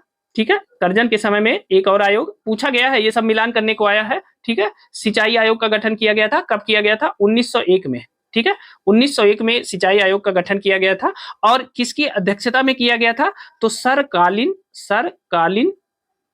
सरकालीन स्कॉट मानक्रीफ। ठीक है, तो इनकी अध्यक्षता में सिंचाई आयोग का गठन किया गया था। ठीक है, अब कर्जन के समय में 1902 में पुलिस आयोग गठित किया गया। ठीक है, अब देखते जाइए, बस इसके कामों को देखते जाइए। 1902 में पुलिस आयोग गठित किया गया और इसका अध्यक्ष किसे बनाया गया, एंड्रयू फ्रेजर को। ठीक है, एंड्रयू फ्रेजर को पुलिस आयोग का अध्यक्ष बनाया गया। मोस्ट इंपॉर्टेंट है, अक्सर परीक्षाओं में पूछा गया है। ठीक है, अब देखिए, क्रिमिनल इन्वेस्टिगेशन डिपार्टमेंट या जिसे कहते हैं सीआईडी का फुल फॉर्म क्या है, क्रिमिनल इन्वेस्टिगेशन डिपार्टमेंट। इसकी स्थापना पुलिस विभाग में 1903 में हुई और यह कर्जन के समय में हुई। ठीक है ना। अब एक चीज और देखिए, सहकारी उदार समिति अधिनियम क्या है, सहकारी उदार समिति अधिनियम। ठीक है, समिति अधिनियम यह कब आया, यह आया, सहकारी उदार समिति अधिनियम आया 1904 में। अब आप कह सकते हैं, अगर आपसे प्रश्न पूछा जाए कि भारत में सहकारिता को जन्म देने वाला वायसराय कौन था, तो वह कर्जन था। ठीक है, 1904 में सहकारी उदार समिति अधिनियम आया था, आप इसे याद रखिएगा। ठीक है, मोस्ट इंपॉर्टेंट है। अब देखिए, 1899 में भारतीय टंकण तथा मुद्रण अधिनियम आया और इसके अनुसार अंग्रेजी पाउंड भारत में विधि ग्राह बन गया। ठीक है, और एक अंग्रेजी पाउंड की जो कीमत रखी गई थी वह 15 रुपए। ठीक है, अब देखिए पूरा अधिनियम तो मैं आपको बता देता हूं। भारतीय टंकण तथा मुद्रण अधिनियम, भारतीय टंकण तथा मुद्रण अधिनियम। ठीक है, मुद्रण अधिनियम यह कब आया था, यह आया था 1899 में और इसके तहत जो है भारत में पाउंड को स्वीकार करने किया जाने लगा और एक पाउंड बराबर हुआ था, एक पाउंड बराबर 15 रुपया। बस यही पूछा जाएगा। ठीक है, कि इस अधिनियम के तहत एक पाउंड की जो वैल्यू थी वह कितनी थी, तो एक पाउंड बराबर 15 रुपया निर्धारित किया गया था। इस बात को याद रखिएगा। ठीक है ना। अब देखिए, कर्जन के समय में जो है प्राचीन स्मारकों की रक्षा के लिए 1904 में एक अधिनियम पारित हुआ। ठीक है, 1904 में एक अधिनियम पारित होता है प्राचीन स्मारकों की रक्षा के लिए, स्मारकों की रक्षा के लिए अधिनियम। ठीक है, तो इस बात को भी याद रखिएगा। ठीक है ना। अब एक चीज और ध्यान रखिए, इंपीरियल कैडेट कोड की स्थापना भी इसी के समय में हुई थी। ठीक है, 1900 ईस्वी में इंपीरियल कैडेट कोड, यह भी प्रश्न पूछा गया है। इंपीरियल कैडेट कोर की स्थापना किसके समय में हुई, वह भी कर्जन के समय में हुई। ठीक है, तो याद रखिएगा, बहुत इंपॉर्टेंट है। ठीक है, कर्जन के समय में जितने काम हुए थे और बाकी आप जानते हैं कि बंगाल विभाजन 1905 में इसी के समय में हुआ, वह जब हम आगे पढ़ेंगे तब उसके बारे में चर्चा करेंगे। ठीक है ना, तो याद रखिएगा, ये मोस्ट इंपॉर्टेंट है। ठीक है, अब आगे चलते हैं। आज का जो हमारा 37वां प्रश्न है वह है कि भारत में स्थानीय स्वशासी संस्थाएं 1882 ईस्वी में सशक्त की गई थी। 1882 में भारत में स्थानीय स्वशासी संस्थाएं सशक्त की गई थी। तो किसके द्वारा सशक्त की गई थी, हमने आपको बताया था अभी कि लॉर्ड रिपन।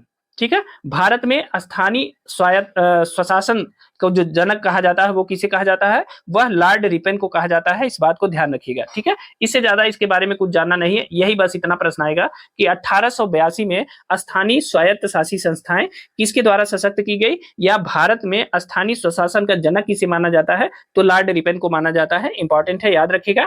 38वां प्रश्न देखते हैं, किसकी पदावधि में महिलाओं तथा बच्चों की कार्यावधि के घंटों को सीमित करने तथा स्थानीय शासन को आवश्यक नियम बनाने के लिए प्राधिकृत करने के लिए प्रथम फैक्ट्री अधिनियम का अभिग्रहण किया था।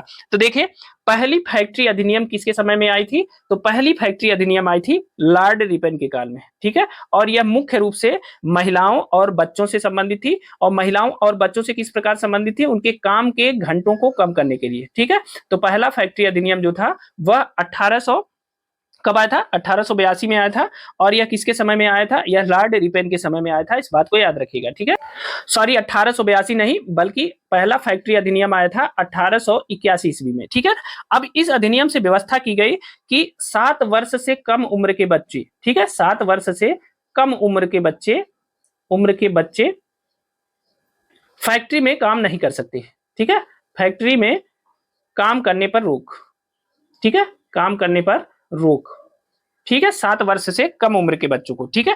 अब उसके बाद हो गया कि 7 से 12 वर्ष के बच्चे जो थे, 7 से 12 वर्ष तक के बच्चे, इन्हें प्रतिदिन 9 घंटे काम पे रखा जा सकता है, ठीक है, 9 घंटे काम कर सकते हैं प्रतिदिन। और इन्हें महीने में 4 दिन की छुट्टी चाहिए, जो 4-4 संडे आता है ना, वो यहीं से शुरुआत होती है, ठीक है। 4 दिन की छुट्टी उन्हें दी जाएगी, ठीक है। तो यह प्रथम फैक्ट्री अधिनियम में यह व्यवस्था की गई थी, तो इसे याद रखिएगा, ठीक है। अब चलिए, यह लॉर्ड रिपेन के काल में आया था, ठीक है ना। अब अगला देख लेते हैं, आज का जो 39वां प्रश्न है, भारतीय पुरातत्व सर्वेक्षण की स्थापना किसके काल में हुई थी? आपको बताना है कि भारतीय पुरातत्व सर्वेक्षण की जो स्थापना है वह किसके काल में की गई थी। तो हम आपको बता दें कि भारतीय पुरातत्व की जो सर्वेक्षण की स्थापना है वह की गई थी लॉर्ड कर्जन के काल में, ठीक है, सी ऑप्शन सही है। और यह 1901 में की गई थी, ठीक है, 1901 में भारतीय पुरातत्व सर्वेक्षण या एएसआई की स्थापना की गई थी, ठीक है। आर्कियोलॉजिकल सर्वे ऑफ इंडिया की स्थापना 1901 में की गई थी, लॉर्ड कर्जन के समय में किया गया था, ठीक है। और सबसे पहले इसका महानिदेशक किसे नियुक्त किया गया था? यह प्रश्न पूछा जाता है कि भारतीय पुरातत्व सर्वेक्षण का जो पहला महानिदेशक नियुक्त किया गया था वो किसे नियुक्त किया गया था? तो वह जॉन मार्शल को इसका पहला महानिदेशक नियुक्त किया गया था। और कब? 1902 ईस्वी में। इस बात को याद रखिएगा, बहुत इंपॉर्टेंट है, ठीक है ना। यह भी प्रश्न इंपॉर्टेंट है, यह भी रिपीट हो सकता है, याद रखिएगा। अगला प्रश्न देखते हैं, आज का जो हमारा 40वां प्रश्न है वह है कि भारत में कर्जन के प्रशासन की जो तुलना है वह औरंगजेब से किसने की? भारत में कर्जन के प्रशासन की तुलना औरंगजेब से किसने की थी? तो बी ऑप्शन सही है, जी के गोखले, ठीक है। गोखले जी ने जो है भारत में जो कर्जन का प्रशासन है उसकी तुलना औरंगजेब से की थी, ठीक है, बहुत इंपॉर्टेंट है, याद रखिएगा। भारत में कर्जन के प्रशासन की तुलना औरंगजेब से किया था गोपाल कृष्ण गोखले ने, ठीक है, याद रखेंगे। आगे चलते हैं, अगला प्रश्न है, 41वां प्रश्न है, इंपीरियल कैडेट कॉर्प्स की स्थापना किसने की थी? तो अभी हमने आपको पीछे बताया कि इंपीरियल कैडेट कॉर्प्स की स्थापना किया था लॉर्ड कर्जन ने, ठीक है, बी ऑप्शन सही है, इसे याद रखेंगे। अगला देख लेते हैं, आज का जो हमारा 42वां प्रश्न है, असैनिक प्रशासन 1905 के संदर्भ में कौन सा कथन सही है? ठीक है, आपको बताना है कि असैनिक प्रशासन 1905 के संदर्भ में कौन सा कथन सही है। तो देखिए, पहला है लॉर्ड कर्जन ने प्रांतीय सीमाओं को पुनर्गठित करने का निर्णय लिया, तो बिल्कुल सही है, लॉर्ड कर्जन ने प्रांतीय सीमाओं को पुनर्गठित करने का निर्णय लिया, ठीक है। दूसरा है पूर्वी बंगाल और आसाम नामक एक नया प्रांत बनाया गया, तो यह भी सही है, ठीक है। इस प्रकार दोनों कथन सही है, बी ऑप्शन सही है, ठीक है। अब देखिए, वर्ष 1905, ठीक है, 1905 में लॉर्ड कर्जन ने प्रांतीय सीमाओं को पुनर्गठित करने का निर्णय लिया, ठीक है। और इसने क्या किया? इसीलिए इसने बंगाल का विभाजन किया। आप जानते हैं कि बंगाल का जो विभाजन है वह लॉर्ड कर्जन के काल में हुआ, तो इन्होंने क्या किया कि बंगाल का विभाजन किया, ठीक है। बंगाल को 2 भागों में बांटा और 2 भागों में बांट के एक को पूर्वी बंगाल कहा, ठीक है, और दूसरे को क्या कहा? दूसरे को आसाम कहा, ठीक है। 2 भागों में बंगाल का विभाजन किया, ठीक है ना। अब देखिए, इसमें जो पश्चिमी भाग है उसमें बंगाल, बिहार, उड़ीसा, बंगाल के पश्चिमी भाग में, ठीक है, बंगाल के पश्चिमी भाग में बंगाल, बिहार, उड़ीसा और छोटा नागपुर को शामिल किया। इसके अतिरिक्त उसने मद्रास और मध्य प्रांत की सीमाओं में भी बदलाव किया, ठीक है। तो इस बात को याद रखिएगा, लॉर्ड कर्जन ने प्रांतीय सीमाओं को पुनर्गठित किया और पूर्वी बंगाल और आसाम का नया प्रांत बनाया। इस बात को याद रखिएगा, दोनों सही है और व्याख्या भी है, ठीक है ना, नहीं, दोनों कथन सही है, ठीक है। अब चलिए 43वां प्रश्न देख लेते हैं। देखिए, 43वां प्रश्न है कि लॉर्ड कर्जन के संदर्भ में कौन सा कथन सत्य है? आपको बताना है कि कर्जन के संदर्भ में कौन सा कथन सही है। देखिए, पहला कथन है अंग्रेजी साम्राज्य को ग्रेनाइट की चट्टान पर स्थापित करना, ठीक है, अंग्रेजी साम्राज्य को ग्रेनाइट की चट्टान पर स्थापित करना, बिल्कुल सही है। दूसरा है कलकत्ता निगम अधिनियम की घोषणा करना, ठीक है, तो दोनों कथन सही है, ठीक है, यह भी सही है। ए और बी दोनों सही है, पहला ऑप्शन सही है, 1 और 2 दोनों सही है, याद रखिएगा, ठीक है। लॉर्ड कर्जन ने क्या किया? लॉर्ड कर्जन ने कलकत्ता निगम अधिनियम 1899 की घोषणा की। कलकत्ता निगम अधिनियम कब आया था? 1899 में, ठीक है ना। इसकी घोषणा लॉर्ड कर्जन के समय में हुई थी, तो इसका मतलब है कि कथन 2 बिल्कुल सही है, ठीक है ना। अब देखिए, जो यह कहा गया है कि अंग्रेजी साम्राज्य को ग्रेनाइट की चट्टान पे स्थापित किया, तो आप मान लीजिए कि यह जो संदर्भ है या यह जो लाइन है, यह सीधे जो है कर्जन के संबंध में नहीं मिलती है, ठीक है। लेकिन फिर भी 1904 में जब ब्रिटेन के साम्राज्यवादी मिशन के संदर्भ में कहा गया था कि मेरे लिए संदेश ग्रेनाइट में उकेरा गया है और यह कयामत की चट्टान से उकेरा गया है कि हमारा काम धार्मिक है और कायम रहेगा, ठीक है ना। देखिए, लॉर्ड कर्जन के संदर्भ में सीधे नहीं कहा गया है, लेकिन कर्जन ने जो है वर्ष 1904 में ब्रिटेन के साम्राज्यवादी मिशन के संदर्भ में यह स्टेटमेंट दिया था, तो इसलिए उसी संदर्भ में इसका उत्तर माना जा सकता है कि दोनों सही है, ठीक है। तो यह भी मोस्ट इंपॉर्टेंट प्रश्न है, इसे भी नोट कर लीजिएगा, यह जरूर पूछा जाएगा, ठीक है। और यह भी मोस्ट इंपॉर्टेंट प्रश्न है, यह भी पूछा जाएगा, ठीक है, तो इसे भी याद रखिएगा। अगला देखते हैं, आज का जो हमारा 44वां प्रश्न है वह है कि ब्रिटिश भारत की राजधानी कलकत्ता से दिल्ली स्थानांतरण किसके कार्य में क्रियान्वित हुआ, ठीक है। कलकत्ता से दिल्ली हस्तांतरण, ठीक है। पहले आप जानते हैं कि ब्रिटिश राजधानी कहां थी, कलकत्ता थी, और कलकत्ता से उसका दिल्ली में स्थानांतरण किसके समय में हुआ, आपको यह बताना है, किसके समय में उसे क्रियान्वित किया गया वह बताना है। तो देखिए, कलकत्ता से राजधानी का जो दिल्ली हस्तांतरण होता है वह होता है, तो देखिए लॉर्ड हार्डिंग के समय में, बी ऑप्शन सही है, ठीक है ना। ब्रिटिश भारत की राजधानी का कलकत्ता से दिल्ली स्थानांतरण किसके समय में हुआ, लॉर्ड हार्डिंग के समय में हुआ। आप जानते हैं कि लॉर्ड हार्डिंग के समय में 1911 में तीसरे दिल्ली दरबार का आयोजन होता है, किसका, तीसरे दिल्ली दरबार का, ठीक है। अब देखिए, पहला दिल्ली दरबार हमने लिटन के समय में बताया था, दूसरा जो दिल्ली दरबार था वह किसके समय में हुआ था, वह कर्जन के समय में हुआ, और जबकि 1911 में तीसरा दिल्ली दरबार हुआ था, और तीसरा दिल्ली दरबार उस समय कौन आया था, जॉर्ज पंचम आए थे, ठीक है, जॉर्ज पंचम आए थे, और उनके साथ उनकी पत्नी थी मेरी, मेरी पत्नी नहीं थी, उनका नाम था मेरी, ठीक है ना। जॉर्ज पंचम की पत्नी मेरी थी, देखिए स्टेटमेंट गलत हो गया, मेरी नहीं थी, ठीक है, जॉर्ज पंचम की पत्नी का नाम मेरी था, ठीक है। यह दोनों आई थी 1911 में, इन्हीं के सम्मान में दिल्ली दरबार का आयोजन किया गया था, और यह तीसरा दिल्ली दरबार था, ठीक है। और इसी के समय में बंगाल विभाजन को रद्द किया गया, और जो दिल्ली की राजधानी थी वह कलकत्ता से जो ब्रिटिश भारत की राजधानी थी वह कलकत्ता से स्थानांतरित करके दिल्ली लाने का फैसला इसी के समय में हुआ था, और लॉर्ड हार्डिंग उस समय वायसराय था, ठीक है। तो इस बात को ध्यान रखिएगा, इसी के समय में दिल्ली जो है, देखिए जो निर्णय हुआ वो 1911 में, अगर आपसे यह प्रश्न पूछा जाता है कि इसका इंप्लीमेंटेशन कब हुआ, तो 1912 में, ठीक है। 1911 में निर्णय होता है कि अब कलकत्ता राजधानी नहीं रहेगी, बल्कि दिल्ली को ब्रिटिश भारत की नई राजधानी घोषित किया जाता है, यह 1911 में घोषित होता है, और इसका इंप्लीमेंटेशन होता है 1912 में। तो अगर प्रश्न इस तरह से घोषित और इंप्लीमेंटेशन के रूप में पूछता है तो 11 और 12 दोनों याद रखिएगा, ठीक है, यह इंपॉर्टेंट है, अंतर रखिएगा। तो दोस्तों ये थी आज की वीडियो, ये वीडियो आपको कैसी लगी हमें कमेंट जरूर करिएगा, और वीडियो अगर पसंद आई हो तो लाइक करिएगा, साथ ही इसको अपने दोस्तों के साथ, मित्रों के साथ शेयर भी करिएगा। और हाँ, अगर आपको इन तथ्यों की पीडीएफ चाहिए तो आप हमारा टेलीग्राम चैनल और व्हाट्सएप चैनल ज्वाइन कर लीजिए, उसका लिंक हमने डिस्क्रिप्शन बॉक्स में दे दिया है, वहां से जाके आप इन तथ्यों की पीडीएफ डाउनलोड कर सकते हैं। तो आज के लिए इतना ही, अभी के लिए इतना ही, मिलते हैं अगली वीडियो में। और हाँ, अगर आप इस चैनल पे नए हैं तो चैनल को सब्सक्राइब करके ही आगे जाइएगा, ठीक है। और मिलते हैं अगली वीडियो में कुछ नए तथ्यों के साथ, तब तक स्वस्थ रहिए, मस्त रहिए, अपना और अपनों का ख्याल रखिए, मेहनत से पढ़ते रहिए। बहुत बहुत धन्यवाद।